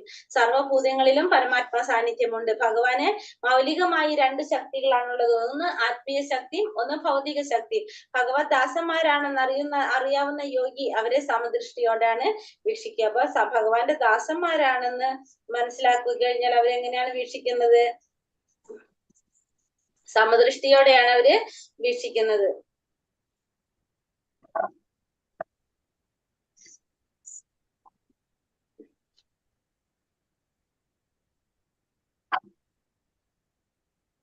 യോമാം പശ്യതി സർവത്ര സർവം ചാമയി പശ്യതി തസ്യാഹം ന പ്രണശ്യാമി സച്ചാമേന പ്രണശ്യതി. എവിടെയും ഞാൻ കുടികൊള്ളുന്നതായും എല്ലാം എന്നിൽ അടങ്ങുന്നതായും കാണുന്നവന് ഞാൻ ഒരിക്കലും നഷ്ടപ്പെടുകയില്ല, എനിക്ക് അവനും നഷ്ടപ്പെടുകയില്ല. അപ്പൊ എവിടെയും ഞാനുണ്ട് അല്ലെങ്കിൽ എന്നിൽ എല്ലാവരും ഉണ്ടെന്ന് മനസ്സിലാക്കുന്നവർക്ക് ഒരിക്കലും ഞാനും നഷ്ടപ്പെടുന്നില്ല, എനിക്ക് അവനും നഷ്ടപ്പെടുന്നില്ല എന്നാണ് ഭഗവാൻ പറയുന്നത്. അപ്പൊ കൃഷ്ണാവബോധത്തിലുള്ള ഒരു വ്യക്തി എന്താണ്? എല്ലാവരുടെയും ഭഗവാനെ ദർശിക്കാനായിട്ട് ആ വ്യക്തിക്ക് കഴിയാണ്. അപ്പൊ അങ്ങനെയുള്ളൊരു വ്യക്തിക്ക് കൃഷ്ണൻ എല്ലാത്തിലും അധിവസിക്കുന്നു എന്ന് കാണാനായിട്ട് സാധിക്കും. കൃഷ്ണാവബോധം ഉദിച്ചൊരു വ്യക്തി ഭഗവാൻ എവിടെയും ദർശിക്കുന്നു, കൃഷ്ണനിൽ അധിവസിക്കുന്നു എന്നും അയാൾക്ക് മനസ്സിലാക്കാനായിട്ട് സാധിക്കും. കൃഷ്ണാവബോധം എന്നാൽ കൃഷ്ണനിൽ പ്രേമം വളർത്തിയെടുക്കലാണ്. സംസാരമുക്തിയേക്കാൾ സമുത്കൃഷ്ടമാണ് ഈ അവസ്ഥ. കൃഷ്ണാവബോധം എന്ന് പറഞ്ഞാൽ എന്താണ്? ഭഗവാനിൽ പ്രേമം വളർത്തിയെടുക്കുക. സംസാരത്തിന് മുക്തി ഉണ്ടാവുന്നതിനേക്കാളും സമുത്കൃഷ്ടമായ ഒരു അവസ്ഥയാണ് എന്ത് ഇപ്പൊ ഈ പറഞ്ഞത്. ഭഗവാനെ ദർശിക്കാതെ ഒരു നിമിഷം പോലും കഴിക്കേണ്ടി വരുന്നില്ല. അയാൾക്ക് ക്ഷണനേരം പോലും സ്വഹൃദയസ്ഥനായ ഭഗവാനെ ദർശിക്കാതെ ജീവിക്കാൻ വയ്യെന്നാവുകയും ചെയ്യും. കൃഷ്ണാവബോധം ഉദിച്ച ഒരു വ്യക്തിക്ക് ഭഗവാൻ എവിടെയും ദർശിക്കാൻ സാധിക്കും. എല്ലാവരും ഭഗവാൻ അധിവസിക്കുന്നതായിട്ട് ആൾക്ക് തോന്നും. കൃഷ്ണാവബോധം എന്ന് വെച്ചിട്ടുണ്ടെങ്കിൽ ഭഗവാനിൽ പ്രേമം വളർത്തിയെടുക്കലാണ്. സംസാര മുക്തിയേക്കാൾ സമുത്കൃഷ്ടമാണ് ഈ അവസ്ഥ. ഒരു ഭക്തനെ സംബന്ധിച്ചപ്പോ എങ്ങനത്തെ അവസ്ഥയിലേക്ക് എത്താണ്? ഒരു നിമിഷം പോലും ഭഗവാനെ ദർശിക്കാനായിട്ട് ഇരിക്കാൻ പറ്റാത്തൊരവസ്ഥയിലേക്ക് പോകാണ്. ഭഗവാനെ ദർശിക്കാൻ ഒട്ടും ഒരു സമയം പോലും ഭഗവാനെ കാണാതെ ഭഗവാനെ ദർശിക്കാതെ ഇരിക്കാൻ സാധിക്കുന്നില്ല എന്നുള്ള അവസ്ഥയിലേക്ക് ആരെത്താണ്? ആ ഭക്തൻ എത്താണ്.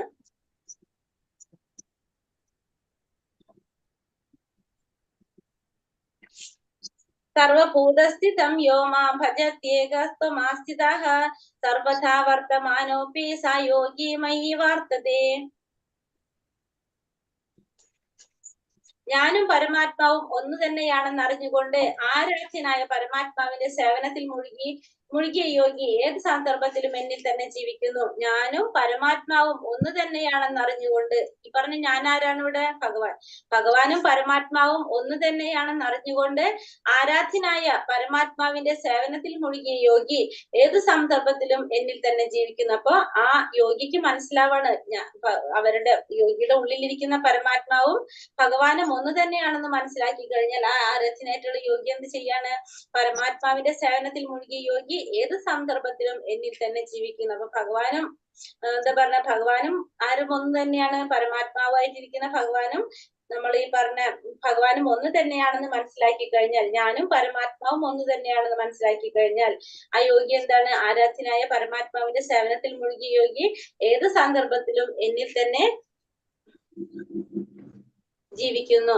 പരമാത്മാവിന്റെ ഈ രൂപത്തിൽ കൃഷ്ണൻ ഏവരുടെയും ഹൃദയത്തിൽ വാഴുന്നുണ്ട്. അപ്പൊ ഭഗവാൻ തന്നെയാണ് ആര്? പരമാത്മാവായിട്ട് ഉള്ളത് അല്ലെ. കൃഷ്ണന്റെ ഓരോ വിസ്തരണങ്ങളാണ് ഇതൊക്കെ. അപ്പൊ ഭഗവാൻ കൃഷ്ണനിൽ നിന്നാണ് എല്ലാ വിസ്തരണങ്ങളും ഉണ്ടായിരിക്കുന്നത് എന്ന് മനസ്സിലാക്കുന്ന വ്യക്തി, ഭഗവാൻ വിഷ്ണു ആയിട്ടുള്ളത്, നമ്മുടെ പരമാത്മാ രൂപത്തിലിരിക്കുന്ന വിഷ്ണുവിന്റെ രൂപം ഏതാണ്? കൃഷ്ണന്റെ രൂപമാണ് ചതുർഭുജധാരിയായിട്ടുള്ളത്. ശംഖ് ചക്ര കഥാപത്മത്തോട് കൂടിയ ചതുർഭുജധാരിയായിട്ടുള്ള ഭഗവാന്റെ വിഷ്ണുമൂർത്തിയാണ് അവിടെ ഇരിക്കുന്നത്, നമ്മുടെയൊക്കെ ഹൃദയത്തിൽ പരമാത്മാവായിട്ടിരിക്കുന്നത്. ആ പരമാത്മാവായിരിക്കുന്ന ഭഗവാൻ കൃഷ്ണന്റെ തന്നെ ഒരു രൂപവിസ്തരണമാണെന്ന് മനസ്സിലാക്കി കഴിഞ്ഞാൽ എന്താണ്? അവര് ഭഗവാനെ ആരാധിക്കുന്ന കൃഷ്ണാവബോധം ഉദിച്ച് അതീന്ദ്രിയമായ ഭഗവത് സേവനത്തിൽ ഏർപ്പെട്ടുകൊണ്ടിരിക്കുന്ന ഒരാൾക്ക് പരമാത്മാവിൽ ധ്യാനനിരതനായിക്കൊണ്ടിരിക്കുന്ന മറ്റൊരാൾക്കും തമ്മിൽ വ്യത്യാസമില്ല. അതായത്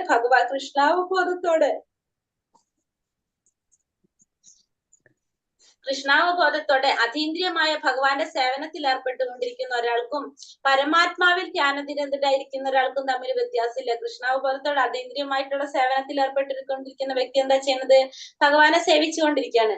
പരമാത്മാവിൽ ധ്യാനനിരതനായിക്കൊണ്ടിരിക്കുന്ന വ്യക്തി എന്താ ചെയ്യുന്നത്? പരമാത്മാവിനെ ധ്യാനിച്ചുകൊണ്ട് അതും ഒരു സേവനമാണ് ചെയ്തുകൊണ്ടിരിക്കുന്നത്. അപ്പൊ ഈ രണ്ടും തമ്മില് യാതൊരു വ്യത്യാസവും ഇല്ലെന്നാണ് പറയുന്നത്. വിഷ്ണു ഒന്നേ ഉള്ളൂ എങ്കിലും അവിടത്തെ നിശ്ചയമായും സർവ്വവ്യാപിയത്രേ. വിഷ്ണു ഒന്നേ ഉള്ളൂ എങ്കിലും അവിടുന്ന് നിശ്ചയമായും എന്താണ്? സർവ്വവ്യാപിയാണ്. ഏകരൂപിയെങ്കിലും തന്റെ അചിന്ത്യ ശക്തി കൊണ്ട് അവിടുന്ന് എല്ലായിടത്തും വാഴുന്നു. ഒരേ സമയത്ത് നാനാ പ്രദേശങ്ങളിൽ പ്രത്യക്ഷപ്പെടുന്ന സൂര്യനെ പോലെ. അപ്പൊ നമുക്കറിയാലോ, ഒരേ സമയത്ത് ഏത് സ്ഥലത്ത് ഇവിടെ നിന്ന് നോക്കിയാലും നമുക്ക് എന്ത് കാണാൻ പറ്റും? സൂര്യനെ കാണാൻ പറ്റും. നമ്മൾ എത്രയോ ദൂരെ പോയി നോക്കിയാലും അവിടെ നിന്ന് നമുക്ക് സൂര്യനെ കാണാൻ സാധിക്കും. അപ്പൊ ഒരു സ്ഥലത്ത് ഏത് സ്ഥലത്ത് ചെന്ന് നോക്കിയാലും നമുക്ക് പല സ്ഥലത്തും സൂര്യനെ കാണാൻ സാധിക്കുന്നത് പോലെ തന്നെ ഭഗവാനും എന്താണ്? ഏകരൂപിയാണെങ്കിലും ഭഗവാന്റെ അചിന്ത്യ ശക്തി കൊണ്ട് എല്ലായിടത്തും ഒരേപോലെ പ്രത്യക്ഷപ്പെടാൻ അല്ലെങ്കിൽ വാഴാനായിട്ട് ആർക്ക് സാധിക്കാണ്? ഭഗവാന് സാധിക്കാണ്. അതായത് നമ്മൾ നാരദ മഹർഷി ഭഗവാൻ എങ്ങനെയാണ് ഇത്രയും ഭാര്യമാരായിട്ട് ദ്വാരകയില് വസിക്കുന്നതെന്ന് അറിയാൻ വേണ്ടിട്ട് ദ്വാരക മഹർഷി പോകും. ആരാണ്? നാരദ മഹർഷി പോകുമ്പോ നാരദ മഹർഷി പോകുമ്പോ ആദ്യം രുക്മിണിയുടെ അടുത്ത് പോകുമ്പോഴാണ് അവിടെയും കൊട്ടാരത്തിൽ ഭഗവാൻ ഇരിക്കുന്നുണ്ട്. രുക്മിണിയോടൊപ്പം കളിക്കുന്നു, കാര്യങ്ങൾ പറഞ്ഞോണ്ടിരിക്കുന്നു. അത് കഴിഞ്ഞിട്ട് സത്യഭാമയുടെ അടുത്ത് പോകുമ്പോ അവിടെയും ഭഗവാനെ കാണുന്നുണ്ട്. അപ്പൊ ഭഗവാൻ എല്ലാ സ്ഥലത്തും ഒരേ സമയം തന്നെ എല്ലാ റാണിമാരോടൊപ്പം ഭഗവാൻ ഉണ്ട്. അപ്പൊ നാരദ മഹർഷിക്ക് മനസ്സിലാകാണത് ഭഗവാന്റെ ഓരോ ലീലകളെ കുറിച്ച് പറയണം. അപ്പൊ അതാണ് ഭഗവാൻ എങ്ങനെയാണ് തന്റെ ഒരേ സമയം തന്നെ ഭഗവാൻ ഏകനാണ്. പക്ഷെ എന്താണ്? എല്ലാ സ്ഥലത്തും ഭഗവാന്റെ അജിത്യമായ ശക്തി കൊണ്ട് എല്ലായിടത്തും ഒരുപോലെ നമുക്ക് ദർശിക്കാനായിട്ട് സാധിക്കുകയാണ് ചെയ്യുന്നത്. ഭഗവാന്റെ ലീലകളിൽ വരുന്നുണ്ട് അത്.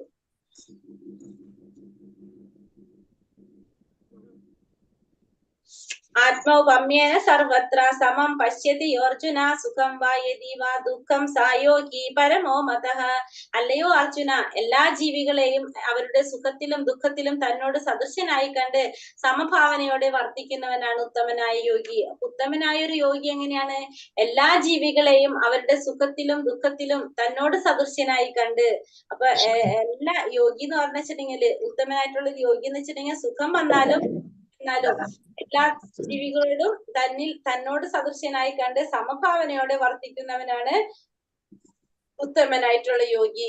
ഉത്തമനായിട്ടുള്ള യോഗി എന്ന് പറഞ്ഞത് എല്ലാ ജീവികളെയും അവരുടെ സുഖത്തിലും ദുഃഖത്തിലും തന്നോട് സദൃശ്യനായി കണ്ട് സമഭാവനയോടെ വർത്തിക്കുന്നവനാണ് ഉത്തമനായ യോഗി എന്ന് പറയാം. ബദ്ധനായ ജീവാത്മാവിന് താനും ഭഗവാനുമായുള്ള ബന്ധം വിസ്മരിക്കുമ്പോഴാണ് 3 വിധം ഭൗതിക ദുഃഖങ്ങൾ അനുഭവിക്കേണ്ടി വരുന്നത്. എപ്പോഴാണ് 3 ഭൗതിക ദുഃഖങ്ങൾ അനുഭവിക്കേണ്ടി വരുന്നത്? ഭഗവാനുമായിട്ടുള്ള ബന്ധം വിസ്മരിക്കുമ്പോഴാണ് ഭൗതികമായിട്ടുള്ള ദുഃഖങ്ങൾ അനുഭവിക്കേണ്ടി വരുന്നത് ജീവാത്മാവിന്. കൃഷ്ണാവബോധമുള്ള ഒരാൾക്ക് കൃഷ്ണാവബോധം മറ്റുള്ളവർക്കും പകർന്നു കൊടുക്കാൻ ശ്രമിക്കും. കൃഷ്ണാവബോധമുള്ള ഒരാൾ എന്താണ്? അത് മറ്റുള്ളവർക്കും കൂടി പകർന്നു കൊടുക്കാനായിട്ട് ശ്രമിച്ചു കൊണ്ടിരിക്കും. കൃഷ്ണാവബോധമാകാൻ കൃഷ്ണാവബോധവാനാകേണ്ടുന്നതിന്റെ പ്രാധാന്യത്തെ കുറിച്ച് ഏവരെയും ബോധിപ്പിച്ചുകൊണ്ടിരിക്കുന്ന ഉത്തമ യോഗി അത്ര ലോകത്തിലെ ഏറ്റവും വലിയ ജീവകാരുണ്യ പ്രവർത്തകൻ, ഭഗവാൻ ഏറ്റവും പ്രിയപ്പെട്ട സേവകനും. എന്താ പറഞ്ഞത്? കൃഷ്ണാവബോധത്തെ കുറിച്ച്, അതിന്റെ പ്രാധാന്യത്തെ കുറിച്ച് മറ്റുള്ളവരെ ബോധ്യപ്പെടുത്തി കൊടുക്കുന്ന ഒരു വ്യക്തിയാണ്, ഉത്തമ യോഗിയാണ് ലോകത്തിലെ ഏറ്റവും വലിയ ജീവകാരുണ്യ പ്രവർത്തകൻ എന്നാ പറയുന്നത്. അത് അവരാണ് ഭഗവാൻ ഏറ്റവും പ്രിയപ്പെട്ട സേവകനും. അപ്പൊ ഏറ്റവും ബെസ്റ്റ് അല്ലെങ്കിൽ ഏറ്റവും എന്താ ടോപ്പ് മോസ്റ്റ് സേവൻ എന്താ പറയുന്നത്? കൃഷ്ണാവബോധത്തെ കുറിച്ച് മറ്റുള്ളവർക്ക് ബോധ്യപ്പെടുത്തി കൊടുക്കുന്നത്, കൃഷ്ണാവബോധത്തെ കുറിച്ച് മറ്റുള്ളവർക്ക് പറഞ്ഞു കൊടുക്കുന്ന അല്ലെങ്കിൽ ബോധ്യപ്പെടുത്തി കൊടുക്കുന്നതാണ് ഏറ്റവും ഉത്തമനായിട്ടുള്ള യോഗി. അതാണ് ഏറ്റവും വലിയ സേവയായിട്ട് പറയുന്നത്. ഭഗവാന് ഏറ്റവും പ്രിയപ്പെട്ട സേവകനും അതാണ്, അത് തന്നെയാണ്. അതായത് മറ്റുള്ളവർക്ക് കൃഷ്ണാവബോധത്തിന്റെ പ്രാധാന്യത്തെ കുറിച്ച് മനസ്സിലാക്കി കൊടുക്കുക. ധ്യാനത്തിൽ പരിപൂർണമായി മുഴുകാൻ വേണ്ടി വിജന സ്ഥലത്ത് പോകുന്ന ഒരു യോഗി ഏവർക്കും കൃഷ്ണാവബോധം ഉളവാക്കാനായി ആവുന്നത്ര യത്നിച്ചു പോരുന്ന ഒരു ഭക്തനെ പോലെ പരിപൂർണനാകില്ല. അപ്പൊ എന്താ കമ്പാരിസൺ വരുന്നത്? ധ്യാനിക്കാൻ വേണ്ടിയിട്ട് ഒരു വ്യക്തി പരിപൂർണമായി മുഴുകാൻ വേണ്ടി വിജന സ്ഥലത്ത് പോകുന്ന ഒരു യോഗിയേക്കാളും ശ്രേഷ്ഠനാണ് ആര്? കൃഷ്ണാവബോധം ഉളവാക്കാനായി ആവുന്നത്ര യത്നിച്ചു പോരുന്ന ഒരു ഭക്തൻ. അപ്പൊ കൃഷ്ണാവബോധം മറ്റുള്ളവരിലേക്ക് എത്തിക്കാൻ വേണ്ടി യത്നിക്കുന്ന ഒരു ഭക്തൻ ധ്യാനിക്കാൻ പോകുന്ന ഒരു യോഗിയേക്കാൾ ശ്രേഷ്ഠനാണെന്നാണ് പറയുന്നത്. അപ്പൊ ഭഗവാൻ ഏറ്റവും ഇഷ്ടമുള്ള സേവയും ഏറ്റവും ഇഷ്ടമുള്ള സേവകനും അങ്ങനെയുള്ളവരാണ്. കൃഷ്ണാവബോധം മറ്റുള്ളവർക്ക് പറഞ്ഞു കൊടുക്കുന്നത്, അതിന്റെ പ്രാധാന്യത്തെ കുറിച്ച് മറ്റുള്ളവരെ ബോധിപ്പിക്കുന്ന വ്യക്തിയാണ് ഏറ്റവും ഉത്തമനായിട്ടുള്ള യോഗി, ഏറ്റവും വലിയ ജീവകാരുണ്യ പ്രവർത്തകൻ. അങ്ങനെയുള്ളവരെയാണ് ഭഗവാൻ ഏറ്റവും പ്രിയപ്പെട്ടവര്. പിന്നെന്താ പറഞ്ഞത്? ധ്യാനത്തിൽ പരിപൂർണമായി മുഴുകാൻ വേണ്ടി വിജന സ്ഥലത്ത് പോകുന്ന യോഗിയേക്കാൾ ശ്രേഷ്ഠനാണ് ആര്? എവർക്കും കൃഷ്ണാവബോധം ഉളവാക്കാനായിട്ട് ആവുന്നത്ര യത്നിച്ചു പോരുന്ന ഒരു ഭക്തൻ. അത് രണ്ട് കമ്പയർ ചെയ്യുമ്പോൾ എന്തിനാണ് കൂടുതൽ പ്രാധാന്യം കൊടുക്കുന്നത്? കൃഷ്ണാവബോധം, മറ്റുള്ളവരെ കൃഷ്ണാവബോധത്തിലേക്ക് കൊണ്ടുവരാൻ വേണ്ടിയിട്ട് പ്രയത്നിക്കുന്ന ഒരു വ്യക്തിക്കാണ് പ്രാധാന്യം. ഒറ്റയ്ക്ക് ഒരു സ്ഥലത്ത് പോയി ധ്യാനത്തിൽ മുഴുകാൻ പോകുന്ന ഒരു യോഗിയേക്കാളും പ്രാധാന്യം കൊടുക്കുന്നത് കൃഷ്ണാവബോധം ഉളവാക്കാനായി ആവുന്നത്ര യത്നിച്ചു പോരുന്ന ഒരു ഭക്തനാണെന്ന് പറയാണ് ഇവിടെ. അർജുന ഉവാച. ഇതൊക്കെ കേട്ടോണ്ടിരിക്കുമ്പോ അർജുന എന്താ പറയുന്നത്? അർജുന ഉവാച യോയം യോഗസ്ത്വയാ പ്രോക്ത സാമ്യേന മധുസൂദന ഏതസ്യാഹം ന പശ്യാമി ചഞ്ചലത്വത്സിതം സ്ഥിരം. അർജുനൻ പറഞ്ഞു, ഹേ മധുസൂദന, അങ്ങ് പറഞ്ഞു തന്നെ ഈ യോഗ പദ്ധതി അപ്രായോഗികമെന്നും ചഞ്ചലമായ മനസ്കനായ എനിക്ക് താങ്ങാവുന്നതല്ലെന്നും തോന്നുന്നു. അർജുനൻ എന്താ പറയുന്നത് ഇവിടെ? ഇതൊക്കെ കേട്ട അർജുനൻ പറഞ്ഞ, അങ്ങ് പറഞ്ഞിട്ട് തന്നെ എനിക്ക് മനസ്സിലാവണമെന്ന് വെച്ചിട്ടുണ്ടെങ്കിൽ ഈ യോഗ പദ്ധതി പ്രായോഗികമായിട്ടുള്ളതല്ല, പ്രാക്ടിക്കലി ചെയ്യാൻ പറ്റുന്നതല്ല, പിന്നെ ചഞ്ചല മനസ്കനായ എനിക്ക് താങ്ങാവുന്നതല്ലെന്നാണ് ആര് പറയുന്നത് ഇവിടെ? അർജുനൻ പറയുന്നത്. അപ്പൊ അർജുനന് ഇതൊന്നും താങ്ങാൻ പറ്റുന്നതല്ല, എനിക്ക് യോജിച്ചതല്ല, ഇതൊന്നും പ്രായോഗിക്കാൻ പറ്റുന്നതല്ല എന്ന് ഇവിടെ ആര് പറയാണ്? ഇവിടെ അർജുനൻ പറയണത്. നമ്മളെ മനസ്സിലുള്ള തോന്നലാണ് ഇപ്പൊ അർജുനൻ ഇവിടെ പറഞ്ഞത്, അല്ലെ? നമ്മൾ ഇതൊക്കെ കേൾക്കുമ്പോൾ നമ്മൾ എന്താ ചിന്തിക്കുന്നത്? ഇതൊന്നും നമുക്കൊന്നും ചെയ്യാൻ പറ്റുന്ന കാര്യങ്ങളല്ലല്ലോ എന്ന് തന്നെയാണ് നമ്മളൊക്കെ ചിന്തിക്കുന്നുണ്ടാവുക. അപ്പൊ ആ തോന്നല് ഇവിടെ ആരിലൂടെ വന്നു? അത് അർജുനനിലൂടെ വരാണ് ചെയ്യുന്നത്. അർജുനൻ ഭഗവാനോട് പറയാണ് ചെയ്യുന്നത്. നമ്മളുടെ മനസ്സിൽ വന്ന കാര്യങ്ങളാണ് അർജുനൻ ഇവിടെ പറയുന്നത്. അപ്പൊ എന്താ പറഞ്ഞത്? ഈ യോഗ പദ്ധതി അപ്രായോഗികമാണെന്ന് പറഞ്ഞത്, അപ്രായോഗികമാണ്, ചഞ്ചല മനസ്കനായ എനിക്ക് താങ്ങാവുന്നതല്ല ഇതൊന്നും എന്ന് തോന്നുന്നു എന്ന് അർജുനൻ ഭഗവാനോട് പറയാണ്. യോഗാനുഷ്ഠാനം ചെയ്യുക എന്നത് ഈ കലികാലത്തിൽ ഒരു സാധാരണ മനുഷ്യന് സാധ്യമല്ല. വിദ്യാലയങ്ങളിലും സംഘടനകളിലും യോഗാനുഷ്ഠാനം അനുകരിച്ചു പോരുന്നവർ അതിൽ സംതൃപ്തരാണെങ്കിൽ തന്നെയും തീർച്ചയായും സമയം പാഴാക്കുക മാത്രമാണ് ചെയ്യുന്നത്. യോഗാനുഷ്ഠാനം എന്താ പറഞ്ഞത്? ഈ കലിയുഗത്തില് സാധ്യമല്ല. കാരണം യോഗാനുഷ്ഠാനത്തിന്റെ ലക്ഷ്യം നമ്മൾ എന്താ പറഞ്ഞത്? നമ്മൾ പറഞ്ഞു ഇന്ദ്രിയ നിയന്ത്രണമാണത്. നമുക്ക് ഈ കലിയുഗത്തിൽ സാധ്യമല്ല. അതൊക്കെ ചെയ്തു പോരുണ്ടെങ്കിലും സമയം പാഴാക്കലല്ലാണ്ട് ഈ വിചാരിച്ച റിസൾട്ട് കിട്ടുന്നില്ല എന്നുള്ളതാണ് ഇവിടെ പറയുന്നത്. അപ്പൊ അടുത്ത് എന്താ പറഞ്ഞത്? ചഞ്ചലം ഹീമന കൃഷ്ണ പ്രമാധി ബലവദൃഢം തസ്യാഹം നിഗ്രഹം മന്യേ വായോരിവാസു ദുഷ്കരം. മനസ്സ് ചഞ്ചലമാണ്, പ്രക്ഷുബ്ധമാണ്, വഴങ്ങാത്തതും ബലമേറിയതുമാണ് കൃഷ്ണ. അതിനെ നിയന്ത്രിക്കാൻ കാറ്റിനെ പിടിച്ചു നിർത്തുന്നതിനേക്കാൾ പ്രയാസമുണ്ടെന്ന് എനിക്ക് തോന്നുന്നു. ഇനി അർജുനൻ എന്തിട്ടൊന്നും കൂടി പറയണത്? ഈ മനസ്സ് എന്ന് പറഞ്ഞാൽ അത് ചഞ്ചലമാണ്, പ്രക്ഷുബ്ധമാണ്, വഴങ്ങാത്തതും ബലമേറിയതുമാണ് കൃഷ്ണ. അതിനെ നിയന്ത്രിക്കാനായിട്ട് കാറ്റിനെ പിടിച്ചു നിർത്തുന്നതിനേക്കാൾ പ്രയാസമുണ്ടെന്നാണ് എനിക്ക് തോന്നുന്നത് എന്ന് അർജുനൻ ഭഗവാനോട് പറയാണ്. ഇതൊക്കെ ഭയങ്കര ബുദ്ധിമുട്ടാണ്, ഇത് എങ്ങനെ ചെയ്യാനായിട്ട് സാധിക്കുക? മനസ്സെന്ന് വെച്ചാൽ ചഞ്ചലമാണ്, പ്രക്ഷുബ്ധമാണ്, അത് വഴങ്ങാത്തതും ബലമേറിയതുമാണ് കൃഷ്ണ. അതിനെ നിയന്ത്രിക്കാൻ കാറ്റിനെ പിടിച്ചു നിർത്തുന്നതിനേക്കാൾ പ്രയാസമുണ്ടെന്നാണ് എനിക്ക് തോന്നുന്നത് എന്ന് ഭഗവാൻ ോട് അർജുനൻ പറയണം. മനുഷ്യന് മനോനിയന്ത്രണം പ്രയാസമുള്ളതാണ്. ഭൗതിക ദേഹമാകുന്ന രഥത്തിലെ തേരാളിയാണ് ജീവാത്മാവ്. ബുദ്ധിയാണ് അതിനെ നയിക്കുന്ന സാരഥി. മനസ്സ് കടിഞ്ഞാണും ഇന്ദ്രിയങ്ങൾ കുതിരകളും. മനസ്സിനെ കാട്ടേണ്ടതാരാണ്? ബുദ്ധി. എങ്കിലും തന്റെ വാശിയും ഫലവും കൊണ്ട് പലപ്പോഴും അത് ബുദ്ധിയെ കീഴടക്കുന്നു. മനസ്സിനെ പിടിച്ചു നിർത്താൻ ചൈതന്യ മഹാപ്രഭു നിർദ്ദേശിക്കുന്നത് പോലെ ഹരേ കൃഷ്ണ മഹാമന്ത്രം എന്ന മോക്ഷദായക മഹാമന്ത്രം ഏറ്റവും വിനയത്തോടെ ജപിക്കുക. അപ്പൊ മനസ്സിനെ നിയന്ത്രിക്കാനായിട്ട് പ്രയാസമുള്ളതാണ്. ഭൗതിക ദേഹമാകുന്ന രഥത്തിന്റെ തേരാളിയാണ് ആരെ? ജീവാത്മാവ്. നമ്മളത് ഒന്നാമത്തെ ലെവലിൽ നമ്മൾ അതിന്റെ പിക്ചറൈസേഷൻ നമ്മൾ കണ്ടിട്ടുണ്ടായിരുന്നു. ബുദ്ധിയാണ് അതിന്റെ നയിക്കുന്ന സാരഥി, മനസ്സ് അതിന്റെ കടിഞ്ഞാണാണ്, ഇന്ദ്രിയങ്ങൾ അതിന്റെ കുതിരകളാണ്. മനസ്സിനെ വഴികാട്ടേണ്ടതാണ് എന്ത്? ബുദ്ധി. എങ്കിലും തന്റെ വാശിയും ബലം കൊണ്ട് എപ്പോഴും എന്ത് ചെയ്യാണ്? അത് ബുദ്ധിയെ കീഴടക്കിക്കൊണ്ടിരിക്കും. അങ്ങനെ മനസ്സിനെ പിടിച്ചു നിർത്താൻ വേണ്ടിയിട്ട് ചൈതന്യ മഹാപ്രഭു നമുക്കൊരു മഹാമന്ത്രം തന്നു. അതെന്താണത്? ഹരേ കൃഷ്ണ മഹാമന്ത്രം. അപ്പൊ ഹരേ കൃഷ്ണ മഹാമന്ത്രം ജപിക്കുന്നതിലൂടെ മാത്രമേ നമുക്ക് എന്ത് ചെയ്യാൻ സാധിക്കുള്ളൂ? ഈ മനസ്സിനെ പിടിച്ചു നിർത്താനായിട്ട് സാധിക്കുള്ളൂ. അതായത് അതുകൊണ്ട് തന്നെയാണ് നമ്മൾ നാമജപത്തിന് ഫസ്റ്റ് നമ്മൾ പറയണത്. ഒന്നും ചെയ്യേണ്ട, നാമം ജപിക്കാൻ പറയണത് എന്താണ്? നാമജപം നമ്മൾ അറിയാത്ത കുറെ കാര്യങ്ങൾ നമ്മളെ മാറ്റിയെടുക്കും. നമുക്ക് മനസ്സിലാവാതെ തന്നെ നമ്മളെ കുറെ കാര്യങ്ങൾ മാറ്റാൻ എന്തുകൊണ്ട് സാധിക്കും? ഹരേ കൃഷ്ണ മഹാമന്ത്ര ജപം കൊണ്ട് സാധിക്കും. അപ്പൊ ഇത് കേട്ടപ്പോ ഭഗവാൻ എന്താ ഇനി പറയുന്നത്? ഭഗവാൻ പറയാണ്, ശ്രീ ഭഗവാൻ വാച അസംശയ മഹാബാഹോ മനോ നിർദിഗ്രഹം ചലം അഭ്യാസേനാതു കൗന്ദേയ വൈരാഗ്യേണ ച ഗൃഹ്യതേ. ഭഗവാൻ പറഞ്ഞു, മഹാബാഹുവായ കുന്തിപുത്ര, അസ്ഥിരമായ മനസ്സിനെ അടക്കുക എന്നത് തീർച്ചയായും ദുഷ്കരമാണ്. എന്നാൽ യുക്തമായ പരിശീലനം കൊണ്ടും നിസ്സംഗത കൊണ്ടും അത് സാധിക്കാവുന്നതാണ്. അപ്പൊ ഭഗവാൻ എന്താ പറഞ്ഞത്? കുന്തിപുത്ര, നീ പറഞ്ഞത് ശരിയാണ്. സ്ഥിരമായ മനസ്സിനെ അടക്കുക എന്നുള്ളത് തീർച്ചയായും ദുഷ്കരമായിട്ടുള്ള ഒരു പ്രവൃത്തി തന്നെയാണ്. പക്ഷേ യുക്തമായ പരിശീലനം കൊണ്ടും നിസ്സംഗത കൊണ്ടും നിനക്കത് സാധിക്കാവുന്നതാണ്. യുക്തമായിട്ടുള്ള പരിശീലനം കൊണ്ടും നിസ്സംഗത കൊണ്ടും നിനക്ക് എന്ത് ചെയ്യാനായിട്ട് സാധിക്കും? മനസ്സിനെ നിയന്ത്രിക്കാനായിട്ട് സാധിക്കും. സാധാരണ ശരിയാണ്, മനസ്സിനെ നിയന്ത്രിക്കാന്ന് പറഞ്ഞാൽ നമ്മൾ പറയുന്ന പോലെ എളുപ്പമുള്ള കാര്യമല്ല. പക്ഷെ പരിശീലനത്തിലൂടെ നിനക്ക് എന്ത് ചെയ്യാൻ സാധിക്കും? അഭ്യാസേനാതു കൗന്ദേയ വൈരാഗ്യേണ ച ഗൃഹ്യതേ എന്ന് പറയുമ്പോ പരിശീലനത്തിലൂടെ നിനക്ക് എന്ത് ചെയ്യാൻ സാധിക്കും? മനസ്സിനെ നിയന്ത്രിക്കാനായിട്ട് നിനക്ക് സാധിക്കുമെന്ന് ഭഗവാനോട് പറഞ്ഞു കൊടുക്കാണ്. വഴക്കമില്ലാത്ത മനസ്സിനെ നിയന്ത്രിക്കാൻ പരിശീലനം കൊണ്ടും നിസ്സംഗത കൊണ്ടും സാധിക്കുമെന്നാണ് ഭഗവാന്റെ ഉപദേശം. അപ്പൊ മനസ്സിനെ നിയന്ത്രിക്കാനായിട്ട് പരിശീലനത്തിലൂടെ സാധിക്കും. ഭഗവത് അർപ്പണമായിട്ടല്ലാതെ ചെയ്യുന്ന കർമ്മങ്ങളിൽ നിന്ന് മനസ്സിനെ പിൻവലിക്കുന്നതാണ് എളുപ്പത്തിൽ വൈരാഗ്യം നേടുക. അപ്പൊ ഭഗവാൻ അർപ്പണമായിട്ടല്ലാതെ ചെയ്യുന്ന കർമ്മങ്ങളിൽ നിന്ന് എന്ത് ചെയ്യണം? മനസ്സിനെ പിൻവലിപ്പിക്കുക.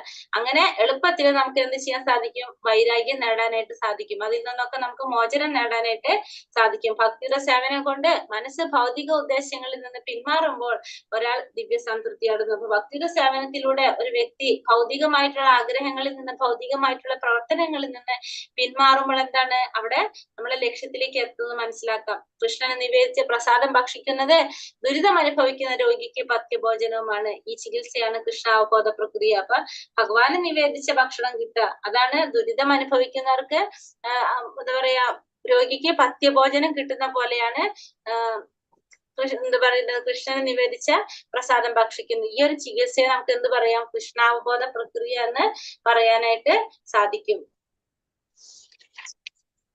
അസംയതാത്മന യോഗോ ദുഷ്പ്രാപ ഇതി മേ മതിഹി വശ്യാത്മന തുതിയതഥാ ശക്യോ വാപ്തോമുപായതേ. മനോനിയന്ത്രണം ഇല്ലാത്തവന് ആത്മസാക്ഷാത്കാരം പ്രയാസമേറിയതാണ്. മനോനിയന്ത്രണം ഇല്ലാത്തവൻ എന്താണ്? ആത്മസാക്ഷാത്കാരം വളരെ പ്രയാസമേറിയതാണ് മനോനിയന്ത്രണം ഇല്ലാത്തവർക്ക്. മനസ്സിനെ കീഴടക്കി വേണ്ടവിധം ശ്രമിക്കുന്നവനാകട്ടെ അതിൽ വിജയം നിശ്ചയമാണ് താനും. അപ്പൊ മനസ്സിനെ കീഴടക്കിയിട്ട് വേണ്ട വിധത്തിൽ ശ്രമിക്കുന്നവനോ വിജയം നിശ്ചയമാണ്. ഇതാണ് എന്റെ അഭിപ്രായം. അപ്പൊ മനോനിയന്ത്രണം ഇല്ലാത്തവന്, മനസ്സിന് നിയന്ത്രണം ഇല്ലാത്തവന്റെ ആത്മസാക്ഷാത്കാരം എന്താണ്? പ്രയാസമേറിയതാണ്. അപ്പൊ മനസ്സിന് നിയന്ത്രണം ഉണ്ടെങ്കിൽ മാത്രമേ നമുക്ക് ആത്മസാക്ഷാത്കാരം എളുപ്പത്തിൽ സാധിക്കുള്ളൂ. മനസ്സിനെ കീഴടക്കി വേണ്ടു വിധത്തിൽ ശ്രമിക്കുന്നവനോ അതിൽ വിജയം നിശ്ചയമാണ് താനും. ഇതാണ് എന്റെ അഭിപ്രായം. അപ്പൊ മനോനിയന്ത്രണം ഇല്ലാത്തവന് ആത്മസാക്ഷാത്കാരം പ്രയാസമേറിയതാണ്. മനസ്സിനെ കീഴടക്കി വേണ്ട വിധം ശ്രമിക്കുന്നവനാണെങ്കിലോ അതില് വിജയം നിശ്ചയമായിട്ടും ഉണ്ടാകും. അതാണ് ഭഗവാന്റെ അഭിപ്രായത്തില് പറയുന്നത്. മനോനിയന്ത്രണം ഇല്ലാത്തവൻ ആത്മസാക്ഷാത്കാരം പ്രയാസമേറിയതാണ്. മനോനിയന്ത്രണം ഇല്ലാത്ത യോഗാനുഷ്ഠാനം സമയം പാഴാക്കലല്ലാതെ മറ്റൊന്നുമല്ല. മനോനിയന്ത്രണം ഇല്ലാത്ത യോഗാനുഷ്ഠാനം എങ്ങനെയാണ്? സമയം പാഴാക്കലാണ്, അല്ലാതെ വേറെ ഒന്നും പറയാനില്ല. അത് ഭക്തൻ നിരന്തരം പ്രേമപൂർവകമായ ഭഗവത് സേവനത്തിൽ ഏർപ്പെടുത്തി മനസ്സിനെ സ്വാധീനിക്കണം. കൃഷ്ണാവബോധത്തിൽ മുഴുകാതെ ഒരാൾക്ക് മനസ്സിനെ തുടർച്ചയായി നിയന്ത്രിക്കാനാവില്ല. അപ്പൊ മനസ്സിനെ നിയന്ത്രിക്കണമെങ്കിൽ എന്ത് വേണം?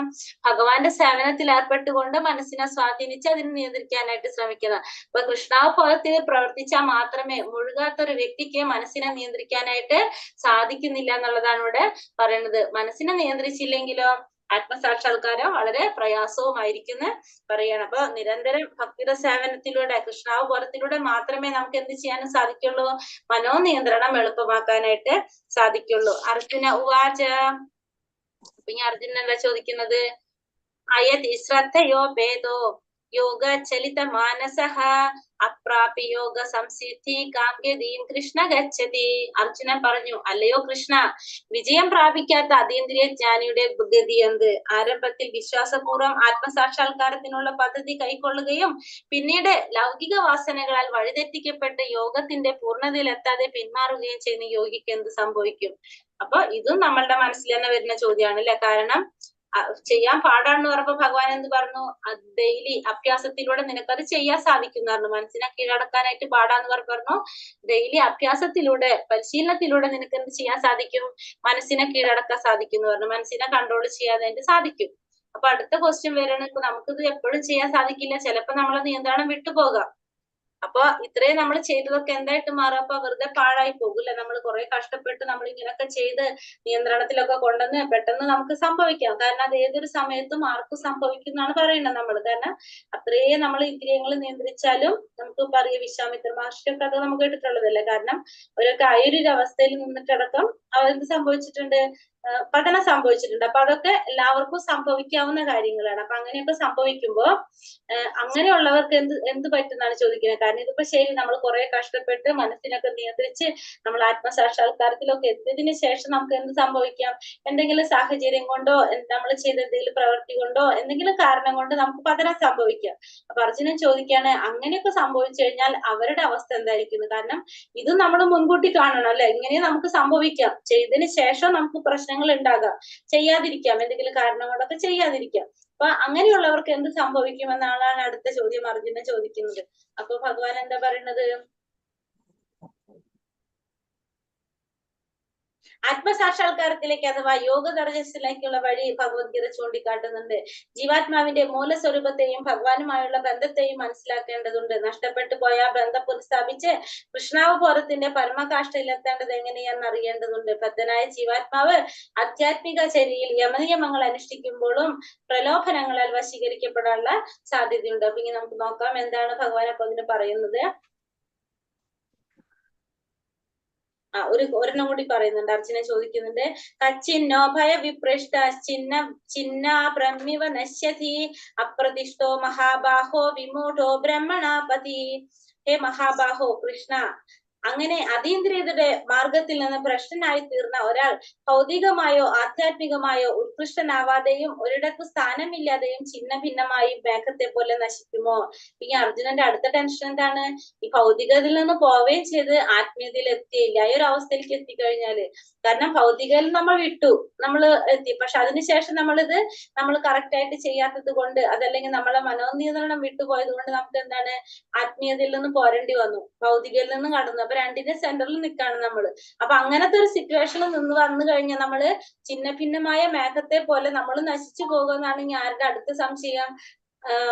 അർജുനന്റെ അടുത്ത സംശയം. അങ്ങനെയൊക്കെ സംഭവിച്ചു കഴിഞ്ഞാല് നമുക്ക് എന്ത് സംഭവിക്കുമെന്നും കൂടിയാണ് അർജുനൻ അറിയേണ്ടത്. ഭൗതികവാദികൾക്ക് അതീന്ദ്രിയ സത്തയിൽ താല്പര്യമില്ല. സാമ്പത്തിക അഭിവൃദ്ധി മൂലമുണ്ടാകുന്ന ഭൗതിക ഉത്കൃഷ്ടത്തിലാണ് അവർക്ക് കൂടുതൽ താല്പര്യം. കൃഷ്ണന്റെ അംശമാണ് താനെന്ന ബോധത്തിന്റെ അതീന്ദ്രിയ സാക്ഷാത്കാരത്തിന്റെ വഴിയെ കുറിക്കുന്നതാണ് ബ്രാഹ്മണപതി. പരമമായ നിരപേക്ഷ തത്വത്തിൽ സമ്പൂർണ്ണ പ്രത്യക്ഷീഭാവമാണ് ശ്രീകൃഷ്ണ ഭഗവാൻ. ആത്മസാക്ഷാത്കാരത്തിലേക്കുള്ള അത്യുത്തമ മാർഗം ഭക്തിയോഗം അഥവാ നേരിട്ടുള്ള കൃഷ്ണാവബോധ പദ്ധതിയാണ്.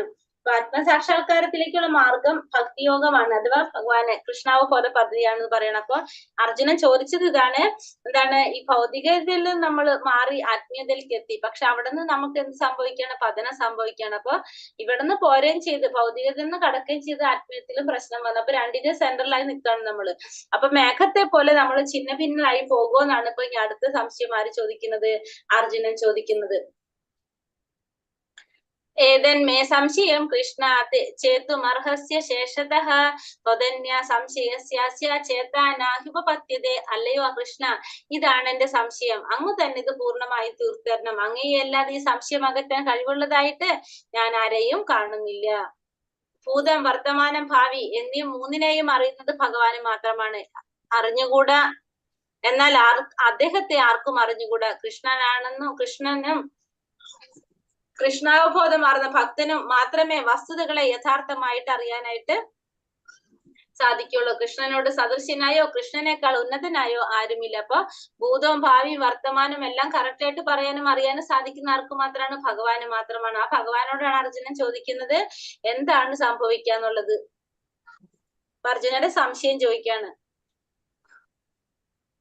ശ്രീ ഭഗവാനുവാച പാർത്ഥ നൈവേഹ നാമുത്ര വിനാശസ്തസ്യ വിദ്യതേ നഹി കല്യാണ കശ്ചിത് ദുർഗതീം താത ഗച്ഛതി. ശ്രീ ഭഗവാൻ പറഞ്ഞു, ഹേ പാർത്ഥ, മംഗളകരങ്ങളായ കർമ്മങ്ങളിൽ ഏർപ്പെട്ടുകൊണ്ടിരിക്കുന്ന ആധ്യാത്മിക ജ്ഞാനികൾക്ക് ഈ ലോകത്തിലാകട്ടെ ആത്മീയ ലോകത്തിലാകട്ടെ നാശമില്ല. സുഹൃത്തെ, നന്മ ചെയ്യുന്നവനൊരിക്കലും ദുർഗതി സംഭവിക്കാൻ വയ്യ. അപ്പൊ മംഗളകരമായിട്ടുള്ള കർമ്മങ്ങൾ ചെയ്തുകൊണ്ടിരുന്നു കഴിഞ്ഞാൽ അത് ആത്മീയ ലോകത്തിലായാലും ഭൗതിക ലോകത്തിലായാലും അവർക്ക് എന്തുണ്ടാകുന്നില്ല? അവർക്ക് നാശമുണ്ടാകുന്നില്ല. അവർക്ക് ഒരിക്കലും ദുർഗതി സംഭവിക്കില്ല എന്നുള്ളതാണ് ഇവിടെ അർജുനനോട് ഭഗവാൻ പറഞ്ഞു കൊടുക്കുന്നത്. അപ്പൊ മംഗളകരമായിട്ടുള്ള പ്രവർത്തനങ്ങളാണ് ചെയ്തുകൊണ്ടിരിക്കുന്നതെങ്കിൽ ആ ആധ്യാത്മിക ജ്ഞാനിക്ക് ഭൗതിക ലോകത്തിലായാലും ആത്മീയ ലോകത്തിലായാലും എവിടെയായാലും അവർക്ക് എന്തില്ല? അവർക്ക് നാശമില്ല. സുഹൃത്തെ, നന്മ ചെയ്യുന്നവർക്ക് ഒരിക്കലും ദുർഗതി സംഭവിക്കാനായിട്ട് വയ്യ.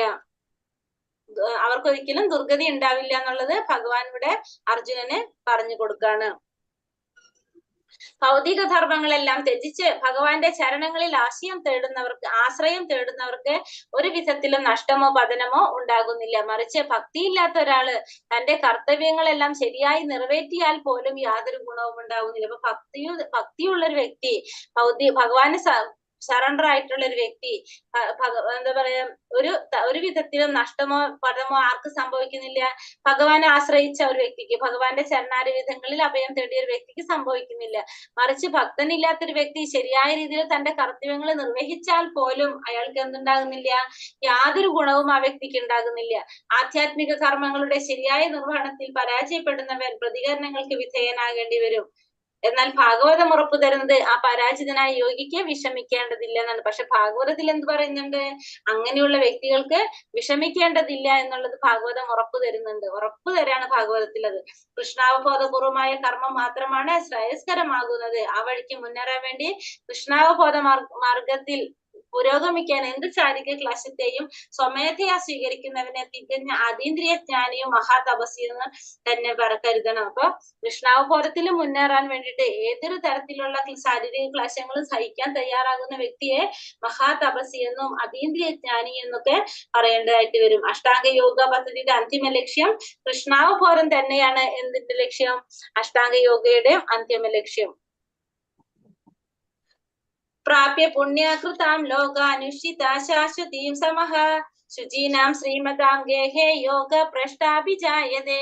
അങ്ങനെ യോഗത്തിൽ പരാജിതനാകുന്നയാൾ പുണ്യം ചെയ്തവർക്കായുള്ള ഉപരിലോകങ്ങളിൽ ആനന്ദം അനുഭവിച്ച് അസംഖ്യം സംവത്സരങ്ങൾ വാണതിനു ശേഷം നീതിനിഷ്ഠയുള്ള പുണ്യാത്മാക്കളുടെയോ ധനികരുടെയോ കുടുംബങ്ങളിൽ വീണ്ടും പിറക്കുന്നു. അപ്പൊ അങ്ങനെ യോഗത്തിൽ പരാജയപ്പെട്ടു കഴിഞ്ഞാല് പുണ്യം ചെയ്തവർക്കായുള്ള ഉപരിലോകങ്ങളിൽ അനേകം വർഷങ്ങൾ ജീവിച്ചതിന് ശേഷം എന്താ സംഭവിക്കുന്നത്? അവര് വീണ്ടും നമുക്കറിയാം പുണ്യാത്മാക്കളുടെയോ ധനികരുടെയോ കുടുംബങ്ങളിൽ വന്നിട്ട് പിറവിയെടുക്കും. നേടിയെടുക്കുകയാണ് ചെയ്യുന്നത്. അപ്പൊ ഇങ്ങനെയൊക്കെ നമ്മൾ ചെയ്തു പോയി കഴിഞ്ഞാലും നമുക്ക് എന്ത് സംഭവിക്കുന്നില്ല, നമുക്ക് പതനം സംഭവിക്കുന്നില്ല. അങ്ങനെ നമ്മൾ ചെയ്ത കർമ്മത്തിന്റെ പുണ്യങ്ങൾ അനുഭവിക്കാൻ വേണ്ടി നമ്മൾ എന്ത് ചെയ്യാം, ഉപരിലോകങ്ങളിൽ പോയിട്ട് പുണ്യാത്മാക്കളുടെ ലോകത്ത് പോയിട്ട് അവിടുത്തെ പുണ്യങ്ങൾ മുഴുവൻ അനുഭവിച്ചതിന് ശേഷം നമ്മൾ എന്ത് ചെയ്യേണ്ടി വരും, വീണ്ടും ഈ ഭൗതിക ലോകത്തിൽ വന്ന് ജന്മം എടുക്കേണ്ടതായിട്ട് വരും. എന്നിട്ട് എന്ത് ചെയ്യണം, അപ്പൊ എടുക്കുന്ന ജന്മം എങ്ങനെയുള്ള കുടുംബങ്ങളിലായിരിക്കും, ധനികരുടെ കുടുംബങ്ങളിൽ അല്ലെങ്കിൽ പുണ്യാത്മാക്കളുടെ കുടുംബങ്ങളിൽ, നീതിനിഷ്ഠമുള്ള കുടുംബങ്ങളിൽ നിന്നുകൊണ്ട് ആ കൃഷ്ണാവബോധം കണ്ടിന്യൂ ചെയ്യാനായിട്ട് ആ വ്യക്തികൾക്ക് സാധിക്കും. അഥവാ യോഗിനാമേവ കുലേ ഭവതി ധീമതാം ഏതദ്ധി ദുർലഭതരം ലോകേ ജന്മയതി ദൃശ്യം. അല്ലെങ്കിൽ യോഗാനുഷ്ഠാനം ചെയ്തിട്ടും അതിൽ വിജയിക്കാതിരുന്നു കഴിഞ്ഞാല് അഭിജ്ഞനായ അതീന്ദ്രിയ യോഗികളുടെ കുലത്തിൽ പിറന്ന് എന്ന് വരാം. തീർച്ചയായും ഈ ലോകത്തിൽ അത്തരത്തിലുള്ള ജന്മം സുദുർലഭമാണ്. അപ്പൊ അല്ലെങ്കിൽ എന്താ സംഭവിക്കുന്നത്, ഏറെ കാലം യോഗാനുഷ്ഠാനം ചെയ്തിട്ടും വിജയിക്കാതിരുന്നു. പറഞ്ഞോ മാതാജി വല്ലതാരെങ്കിലും?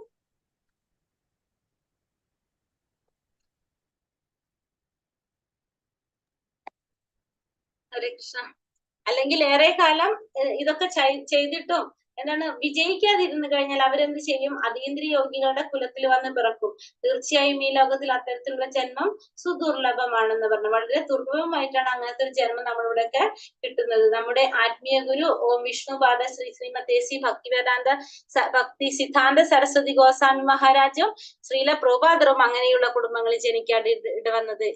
ഭഗവാന്റെ കാരുണ്യത്താൽ ഞങ്ങൾക്ക് ജീവിതാരംഭം മുതൽ ഭഗവത് സേവനത്തിന് വേണ്ടുന്ന പരിശീലനം സിദ്ധിക്കുകയുണ്ടായി. പിന്നീട് അതീന്ദ്രിയ വ്യവസ്ഥയുടെ ക്രമം അനുസരിച്ച് പരസ്പരം കണ്ടുമുട്ടി. അപ്പൊ ഭഗവാന്റെ കാരുണ്യം അനുസരിച്ച് അങ്ങനെ നമ്മളെ മുന്നിലുള്ള രണ്ട് വ്യക്തികളെ പറ്റി പറഞ്ഞുതരാണ്. ആരൊക്കെയാണ്? ഒന്ന് ശ്രീല പ്രഭുപാദർ, ശ്രീ ഭക്തിവേദാന്ത സ്വാമി പ്രഭുപാദർ, പിന്നെ അദ്ദേഹത്തിന്റെ ഗുരു ശ്രീ എന്താണ് ഭക്തി സിദ്ധാന്ത സരസ്വതി ഗോസ്വാമി മഹാരാജ്. അപ്പൊ ഇവരൊക്കെ എന്താണ് ഈ ഒരു ഇതില് വന്നിട്ടുള്ള വ്യക്തികളാണെന്നാണ് പറയുന്നത്.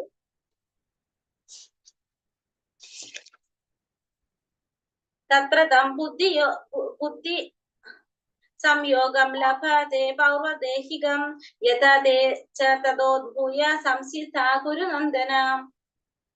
അല്ലയോ ഗുരുനന്ദന, അങ്ങനെ വീണ്ടും പിറക്കുമ്പോൾ യോഗിക്ക് മുൻജന്മത്തിലെ ദിവ്യാവബോധം തിരിച്ചു കിട്ടുന്നു. അങ്ങനെ പിറക്കുന്നവർക്ക് എന്താണ്, മുൻജന്മത്തിലുള്ള ദിവ്യാവബോധം അവർക്ക് തിരിച്ചു കിട്ടും. ആധ്യാത്മികമായി പൂർണ്ണ വിജയം നേടാൻ വേണ്ടി അയാൾക്ക് പ്രയത്നം തുടരാൻ സാധിക്കും. അപ്പൊ അങ്ങനെയുള്ളവർക്ക് എന്ത് സംഭവിക്കാണ്, ദിവ്യാവബോധം കിട്ടാണ്. കഴിഞ്ഞ ജന്മത്തിന്റെ കാര്യങ്ങൾ ഓർക്കാനായിട്ട് അവർക്ക് സാധിക്കും. ആധ്യാത്മികമായിട്ട് എന്ത് ചെയ്യാൻ സാധിക്കും, വിജയം നേടാൻ വേണ്ടിയിട്ട് അയാൾക്ക് പ്രയത്നം തുടരാനായിട്ട് സാധിക്കും. അപ്പൊ കഴിഞ്ഞ ജന്മത്തിന്റെ ആ ഒരു ബോധം തിരിച്ചു കിട്ടിക്കഴിഞ്ഞാൽ എന്താണ്, നമ്മൾ ചെയ്തതിന്റെ കണ്ടിന്യൂവേഷൻ നമുക്ക് മനസ്സിലാവും. അപ്പൊ അവിടെ നിന്ന് തൊട്ട് ചെയ്യാനായിട്ടും അയാൾക്ക് സാധിക്കും എന്നാണ് പറയുന്നത്.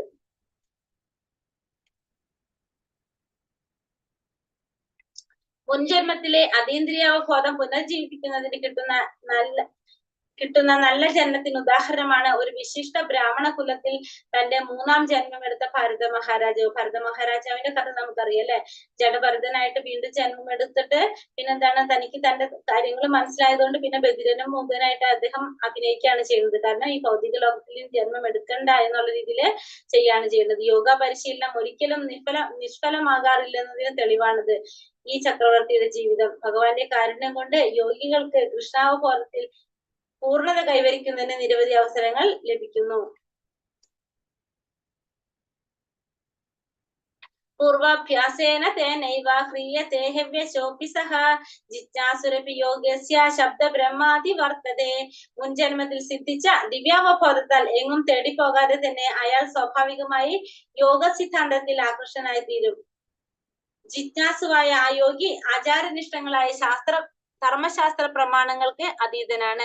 അപ്പൊ മുൻജന്മത്തിൽ സ്ഥിതിച്ച് ദിവ്യാവബോധത്തിൽ എന്താ സംഭവിക്കുന്നത്, എങ്ങും തേടി പോകാതെ തന്നെ അയാൾ സ്വാഭാവികമായിട്ട് യോഗ സിദ്ധാന്തത്തിൽ ആകർഷനായിട്ട് തീരും. കാരണം കഴിഞ്ഞ ജന്മത്തിൽ അയാൾ ഓൾറെഡി അത് പ്രാക്ടീസ് ചെയ്ത് വെച്ചിട്ടുണ്ട്. അപ്പൊ ഈ ജന്മത്തില് അയാൾക്ക് എവിടെയും തേടി പോകേണ്ടതായിട്ട് വരില്ല. അത് അയാൾ ഓട്ടോമാറ്റിക്കലി എന്ത് ചെയ്യും, അയാൾ അതിൽ ആകർഷനായിട്ട് മാറും. ജിജ്ഞാസുവായ ആ യോഗി ആചാരനിഷ്ഠങ്ങളായ ധർമ്മശാസ്ത്ര പ്രമാണങ്ങൾക്കെല്ലാം അതീതനായിരിക്കും എന്നാണ് പറയുന്നത്. മുൻജന്മത്തിൽ സിദ്ധിച്ച ദിവ്യാവബോധത്താൽ എങ്ങും തേടി പോകാതെ തന്നെ അയാൾ സ്വാഭാവികമായി യോഗ സിദ്ധാന്തത്തിൽ ആകർഷനായിത്തീരും. ജിജ്ഞാസുവായ യോഗി ആചാരനിഷ്ഠങ്ങളായ ധർമ്മശാസ്ത്ര പ്രമാണങ്ങൾക്ക് അതീതനാണ്. ഹരേ കൃഷ്ണ മഹാമന്ത്രം നിരന്തരം ഉരുവിട്ടു പോന്നത് കൊണ്ട് മുൻ ജന്മത്തിൽ അദ്ദേഹം വേദോക്തങ്ങളായ ക്രിയാപദ്ധതികളെയും മറ്റും അനുഷ്ഠിച്ചു കഴിഞ്ഞിരിക്കുന്നു. പരിശുദ്ധി ആർജിച്ച ഒരാൾക്ക് കൃഷ്ണാവബോധ തത്വങ്ങൾ സ്വീകരിക്കാനോ കൃഷ്ണാവ് നാമം ഉച്ചരിക്കാനോ സാധിക്കുന്നില്ല. പരിശുദ്ധി ആർജിക്കാത്ത ഒരു വ്യക്തിക്ക് ഭഗവാന്റെ നാമം ഉച്ചരിക്കാനും ഭഗവാന്റെ തത്വങ്ങൾ പാലിക്കാനും സ്വീകരിക്കാനും സാധിക്കില്ല. അപ്പൊ കൃഷ്ണാബോധം ഉണ്ടെങ്കിൽ മാത്രമേ സാധിക്കുള്ളൂ. അത് മാത്രല്ല, ഭഗവാന്റെ അനുഗ്രഹവും കാരുണ്യം ഉണ്ടെങ്കിൽ മാത്രമേ ഭഗവാന്റെ നാമം ജപിക്കാനും കൃഷ്ണാവബോധ തത്വങ്ങൾ സ്വീകരിക്കാനും ഒക്കെ സാധിക്കുള്ളൂ.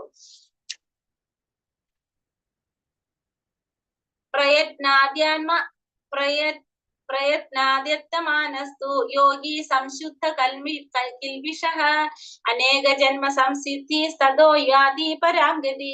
സർവകൽമഷങ്ങളും നീങ്ങി തുടർന്ന് മുന്നോട്ട് പോകാൻ ആത്മാർത്ഥമായി യത്നിച്ചുകൊണ്ടിരിക്കുന്ന യോഗിക്ക് അനേക ജന്മങ്ങളിലെ പരിശീലനത്തിന് ശേഷം പരിപൂർണത നേടി ലക്ഷ്യത്തിലെത്താം.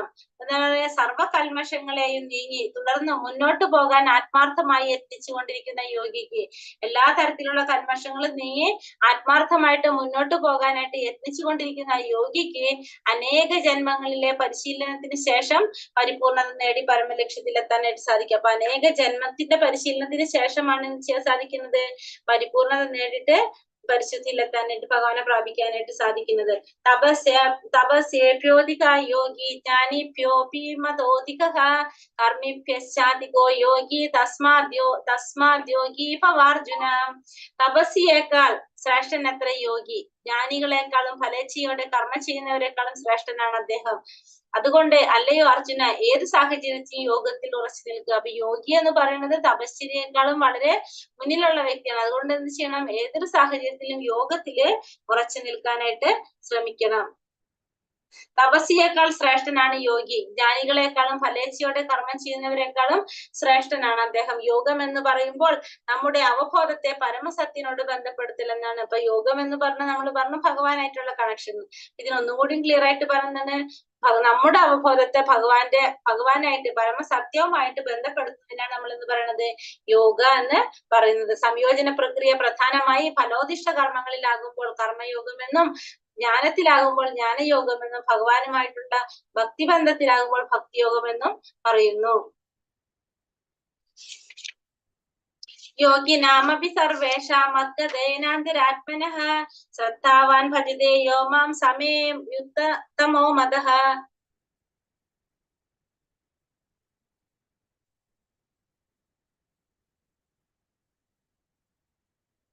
പൂർണ്ണ വിശ്വാസത്തോടെ എപ്പോഴും എന്നിൽ തന്നെ നിലകൊള്ളുകയും എന്നെ തന്നെ ധ്യാനിച്ചുകൊണ്ട് പ്രേമപൂർവ്വം എന്റെ ദിവ്യസേവനത്തിൽ ഏർപ്പെട്ടുകൊണ്ടിരിക്കുകയും ചെയ്യുന്നവനാണ് എല്ലാ യോഗികളിൽ വെച്ച് ഏറ്റവും ഉത്തമനായ യോഗിയും എല്ലാതരം യോഗിയും. ഭക്തിയോഗമാണ് അതിലേക്കുള്ള വഴികൾ. എത്ര മറ്റു യോഗങ്ങൾ, എല്ലാത്തരം യോഗചര്യകളുടെയും ഉച്ചകോടി ഭക്തിയോഗമാണ്. അതിലേക്കുള്ള വഴികൾ എത്ര മറ്റു യോഗങ്ങൾ. കർമ്മയോഗിയിൽ ജ്ഞാനവും ത്യാഗനിഷ്ഠയും വളരുന്ന സ്ഥിതി എത്ര ജ്ഞാനയോഗം. ജ്ഞാനയോഗി വിവിധ ശാരീരിക പ്രക്രിയകളാൽ പരമാത്മാധ്യാനത്തെ വളർത്തിയെടുക്കുകയും മനസ്സ് പരമാത്മാവിൽ ഉറയ്ക്കുകയും ചെയ്യുമ്പോൾ അതിനെ അഷ്ടാംഗ യോഗം എന്ന് പറയും. പരമദിവ്യോത്തമ പുരുഷനായ കൃഷ്ണനിൽ എത്തിച്ചേരുന്നതാണ് ഭക്തിയോഗം. എന്നാൽ അതിനെ സൂക്ഷ്മകരമായി വിശകലനം ചെയ്യണമെങ്കിൽ മറ്റു യോഗങ്ങളും അറിഞ്ഞിരിക്കണം. അപ്പൊ എന്താണ്? പൂർണ്ണ വിശ്വാസത്തോടെ എപ്പോഴും ഭഗവാനെ തന്നെ നിലകൊള്ള, ഭഗവാനെ തന്നെ ധ്യാനിച്ചുകൊണ്ട് പ്രേമപൂർവ്വം ഭഗവാന്റെ സേവനത്തിൽ ഏർപ്പെട്ടുകൊണ്ടിരിക്കുന്ന ചെയ്തു കഴിഞ്ഞാൽ ആ യോഗിയാണ് ഏറ്റവും ഉത്തമനായിട്ടുള്ള യോഗി എന്ന് പറയുന്നത്. അപ്പൊ അതിലേക്കുള്ള സ്റ്റെപ്പുകളാണ് എന്ത്? മറ്റുള്ള യോഗാചര്യകളൊക്കെ. അപ്പൊ അതാണ് പറയുന്നത്.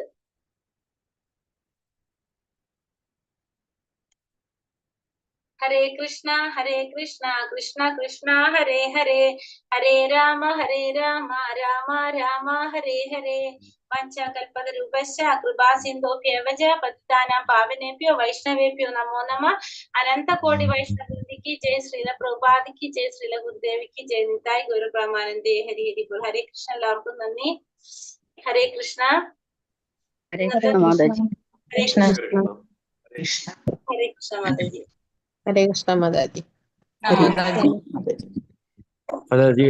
മാതാജി ഒരു ഡൗട്ട് ഉണ്ടായിരുന്നു. മാതാജി ഒരു ഡൗട്ട് ഉണ്ടായിരുന്നു.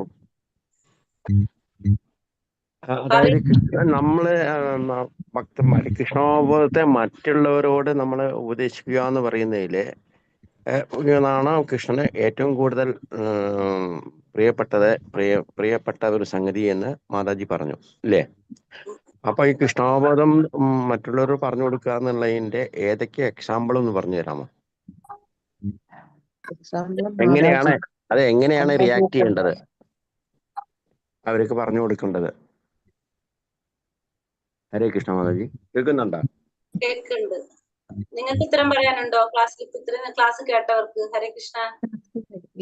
മാതാജിയെ പോലുള്ളവരും വല്ലാത്ത ഇതേപോലെ പറയുന്നവരൊക്കെ. പിന്നെ നമ്മുടെ ഭഗത് ഒരു മോനില്ലേ? ഇല്ല മാതാജി, ഹരേ കൃഷ്ണ. അത് നമ്മളെ അനുഭവങ്ങളും നമ്മൾ പ്രാർത്ഥിക്കുമ്പോൾ ഉള്ള അനുഭവങ്ങളും അങ്ങനെയുള്ള കാര്യങ്ങളെല്ലാം മറ്റുള്ളവർക്ക് പറഞ്ഞ് ബോധ്യപ്പെടുത്തിയിട്ട് നമ്മൾ അവരെ ഇങ്ങോട്ട് കൊണ്ടുവരണം എന്നാണ് എന്റെ ഒരു. അതെ, നമ്മുടെ ഗീത ക്ലാസ് ടോട്ടലി പറഞ്ഞാൽ നമ്മളുടെ ലൈഫ് കൊണ്ട് വരണം അല്ലേ? നമ്മളുടെ ലൈഫ് കണ്ടിട്ട് നമ്മൾ അങ്ങനെയല്ലേ അവബോധം എന്ന് പറയുമ്പോൾ ഗീത ക്ലാസ്സിൽ പങ്കെടുക്കാൻ പലവരെയും നമ്മള് പ്രേരിപ്പിക്കുക. അതാണ് ഏറ്റവും ഉത്തമമായിട്ട് തോന്നുന്നത്.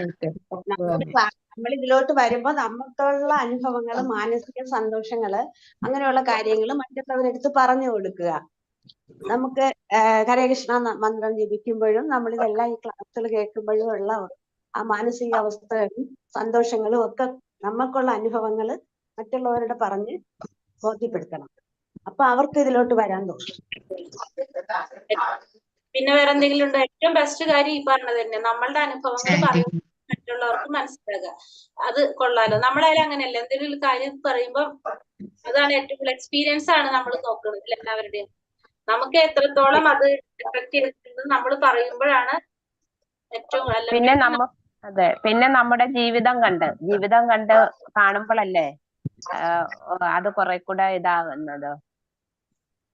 നമ്മളെ ജീവിതം കാണുമ്പോൾ മറ്റുള്ളവർക്ക് മനസ്സിലാവണമെന്നില്ല. നമ്മൾ ഇതുകൊണ്ടാണ് നമ്മളെ ജീവിതം ഇങ്ങനെ ആയത്, അല്ലെങ്കിൽ നമുക്ക് സന്തോഷം കിട്ടണമെന്ന് മറ്റുള്ളവർക്ക് മനസ്സിലാവണമെന്നില്ല. അപ്പൊ നമ്മൾ തന്നെ അത് അനുഭവങ്ങൾ പറയണം. അല്ല, നമ്മളുടെ ജീവിതം കാണുമ്പോൾ തന്നെ അവർക്കും ആ ഡിഫറൻറ്റ് മനസ്സിലാവുമല്ലോ. ആ എങ്ങനെയാന്നത്, നമ്മൾ മറ്റുള്ളവരിൽ നിന്ന് എങ്ങനെയാണ് നമ്മൾ വ്യത്യസ്തരായിരിക്കുന്നെന്നുള്ളത് അവർക്ക് മനസ്സിലാവുമല്ലോ. നമ്മൾ പറയുമ്പോൾ അത് അത് അവരുടെ ബുദ്ധിയിലാണ് ചെല്ലുന്നത്. അതവര് എടുക്കുകയോ എടുക്കാതിരിക്കുകയോ ചെയ്യാം. പക്ഷെ നമ്മളുടെ ലൈഫ് ആവുമ്പോൾ അത് അവര് ഒത്തിരി ടച്ച് ചെയ്യുമെന്നാണ് എന്റെ കൺസെപ്റ്റ്. അങ്ങനെയാണ് എന്റെ കൺസെപ്റ്റിൽ അങ്ങനെയാണ്. നമ്മൾ പറയുമ്പോൾ അവര് ബേസിക്കലി പറഞ്ഞു വരുന്നതെന്ന് വെച്ചിട്ടുണ്ടെങ്കിൽ നമ്മളെ എക്സ്പീരിയൻസ് നമ്മൾ മറ്റുള്ളവർക്ക് മനസ്സിലാക്കി കൊടുത്താലാണ് നമുക്ക് ചെയ്യാനായിട്ട് സാധിക്കുന്നത്. മീൻസ് ഒന്നില്ലെങ്കിൽ നമ്മളുടെ അനുഭവങ്ങളായിരിക്കാം, അതല്ലെങ്കിൽ നമ്മളുടെ ജീവിതത്തിലുണ്ടായ മാറ്റങ്ങൾ, അതൊക്കെ നമ്മൾ പറയുമ്പോൾ നമുക്ക് അവരെ നമുക്ക് കൊണ്ടുവരാൻ സാധിക്കുന്ന ഒരു വഴി അതാണ് പറഞ്ഞത്. മാതാജി ചോദിക്കുന്നത്, കൃഷ്ണാവബോധം ചെയ്യുന്ന പറയുമ്പോൾ കൃഷ്ണനെ കുറിച്ചിട്ട് നമ്മൾ കൃഷ്ണാവബോധം പറയുമ്പോൾ നിങ്ങൾ കൃഷ്ണനെ ഭജിക്കുക, കൃഷ്ണനെ അതാണോ ചെയ്യേണ്ടത് എന്നാണ് എന്റെ ഡൗട്ട്. അതായത് ഹരേ കൃഷ്ണ മന്ത്രം ചെല്ലുക, അതല്ലെങ്കിൽ വേറെ രീതിയിലുള്ള എന്തെങ്കിലും കൃഷ്ണ പൂജകള്, പുഷ്പാഞ്ജലി കഴിക്കുക, ഇങ്ങനെയുള്ള സംഗതികള്. മനസ്സിലായില്ല? നമ്മളെ ഒരാളുടെ ദുഃഖം പറയുമ്പോ, ഒരാള് നമ്മളുടെ വിഷമങ്ങൾ പറയുമ്പോൾ നമ്മൾ പറഞ്ഞു കൊടുക്കണം, നമുക്ക് ഈ വിഷമങ്ങളൊക്കെ ഉണ്ടായിരുന്നു, ഞങ്ങളിങ്ങനെ കൃഷ്ണനെ ഭജിച്ചാണ് ഞങ്ങൾക്ക് മനസ്സിന് ശാന്തി കിട്ടിയത്, അങ്ങനെയൊക്കെ പറഞ്ഞു കൊടുത്താൽ മതി. അതാണ് ഉദ്ദേശിക്കുന്നത് അല്ലേ? ഓക്കെ. അല്ല, ഞാൻ ഉദ്ദേശിച്ച മാതാജി, എന്താ വെച്ചാൽ കൃഷ്ണർക്ക് പുഷ്പാഞ്ജലി കഴിക്കുക, പായസം കഴിക്കുക, നൈവേദ്യം കഴിക്കുക, പൂജകൾ കഴിക്കുക, ഇതൊക്കെയാണ് കൃഷ്ണാവബോധം കൊണ്ട് നമ്മൾ ഉദ്ദേശിക്കുന്നത് എന്നുള്ളതാണ് എന്റെ കൺസംഷൻ. ഒന്നുകൂടി അറ്റൻഡ് ചെയ്തോളൂ, അതൊക്കെ നമ്മൾ മാറ്റിക്കളഞ്ഞു.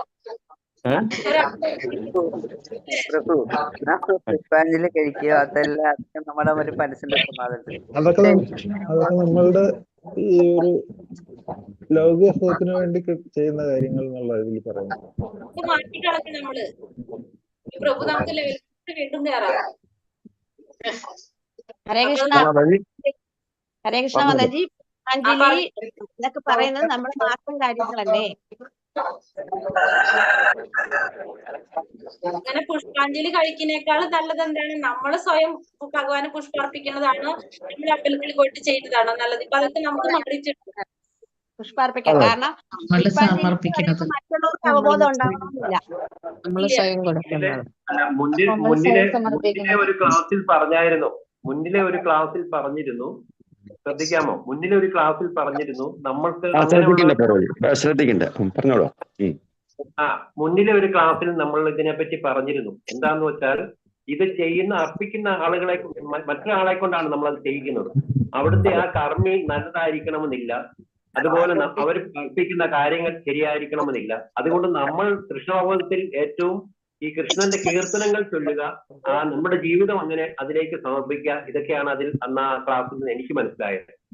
അതെ അതെ പ്രബോധൻ. അതായത് ഭഗവാൻ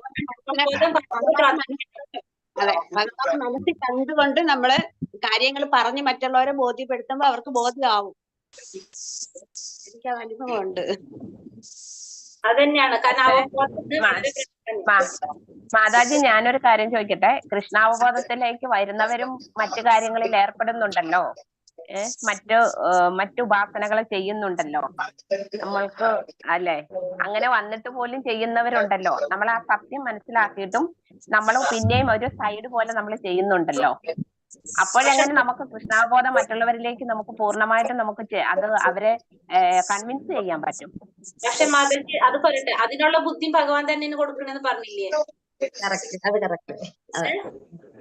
അത് ചെയ്യാനുള്ള ബുദ്ധിയും ഭഗവാൻ തന്നെ കൊടുക്കണം. കാരണം നമ്മൾ ഉള്ളിലിരിക്കുന്ന പരമാത്മാവിനറിയാം നമ്മൾ എത്രത്തോളം അതിൽ വിശ്വസിക്കുന്നുണ്ടെന്നുള്ളത്. നമ്മൾ 100% അതിൽ വിശ്വസിക്കണമെങ്കിൽ നമ്മൾ അത് തിരിയില്ല. അപ്പൊ നമ്മുടെ ഉള്ളിൽ അപ്പോഴും ഭൗതികമായിട്ടുള്ള ആഗ്രഹം ഉള്ളതുകൊണ്ടാണ് നമ്മൾ അവിടെ ആരാധിക്കുന്നത്. അപ്പൊ അതാണ് എനിക്ക് ആവശ്യപ്പെട്ടിട്ടുണ്ടെങ്കിൽ ആ ബുദ്ധി ഭഗവാൻ തരും എനിക്ക്. അല്ല, അപ്പൊ നമ്മൾ അവിടെ ചെയ്യുന്നത് അതിലൊരു നെഗറ്റിവിറ്റി ഇല്ലേ? കാരണം നമ്മൾ ഒരാളോട് കൃഷ്ണാവബോധം പറയുകയും പിന്നെ നമ്മൾ മറ്റ് സൈഡുകളിൽ മറ്റു കാര്യങ്ങൾ ചെയ്യുമ്പോൾ പിന്നെ നമുക്ക് അവിടെ എന്ത് ഡിസേർവ് ആണുള്ളത്? അവിടെ നമുക്കത് പറയാനുള്ള എന്താണ് നമുക്ക് അതിനുള്ള? അതാണ് അങ്ങനെ ഇല്ലാത്തവർക്ക് മാത്രമേ ഇത് പറഞ്ഞ് ബോധ്യപ്പെടുത്താൻ പറ്റുള്ളൂ. അതെ, അത് ബോധ്യപ്പെടുത്തണമെങ്കിൽ നമുക്ക് സ്വയം ബോധ്യപ്പെടണ്ടേ? അപ്പൊ നമുക്ക് സ്വയം ബോധ്യപ്പെട്ട് നമുക്കൊരു കാര്യം സ്വയം ബോധ്യപ്പെട്ട് കഴിഞ്ഞാൽ പിന്നെ നമ്മൾ എന്തിനാ പിന്നെ മറ്റു സൈഡിലേക്ക് പോകുന്നെന്നാണ് ഞാൻ ചോദിക്കുന്നത്. ബോധ്യപ്പെടാത്തവരാണ് പോണത്. അതായത് നമ്മളുടെ ഉള്ളിലുള്ള ആഗ്രഹം, നമുക്ക് ഭൗതികമായിട്ടുള്ള ആഗ്രഹം ഉള്ളത് കൊണ്ടാണല്ലോ നമുക്ക് പിന്നെ മറ്റുള്ളവരെ നമ്മൾ ആരാധിക്കുന്നത്. പിന്നെ നമ്മൾ വേറൊരു കാര്യം നമ്മൾ പറഞ്ഞു, അതിനുള്ള ബുദ്ധി നമുക്ക് തരുന്ന ആര് തന്നെയാണ്? ഭഗവാൻ തന്നെയാണ് അതും ചെയ്യിക്കുന്നത് നമ്മളെ കൊണ്ട്. അതായത് നമ്മളുടെ ഉള്ളിൽ ആഗ്രഹങ്ങൾ അനുസരിച്ചാണ് ഒക്കെ നടക്കുന്നത്. നമ്മൾ എങ്ങനെയാണോ ആഗ്രഹിക്കുന്നത് അതനുസരിച്ച് ഭഗവാൻ നമുക്ക് തന്നോണ്ടിരിക്കുകയാണ്, അല്ലേ?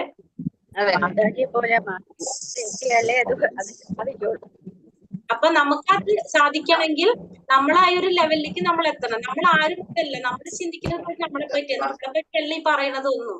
മീൻസ് ചെയ്ത്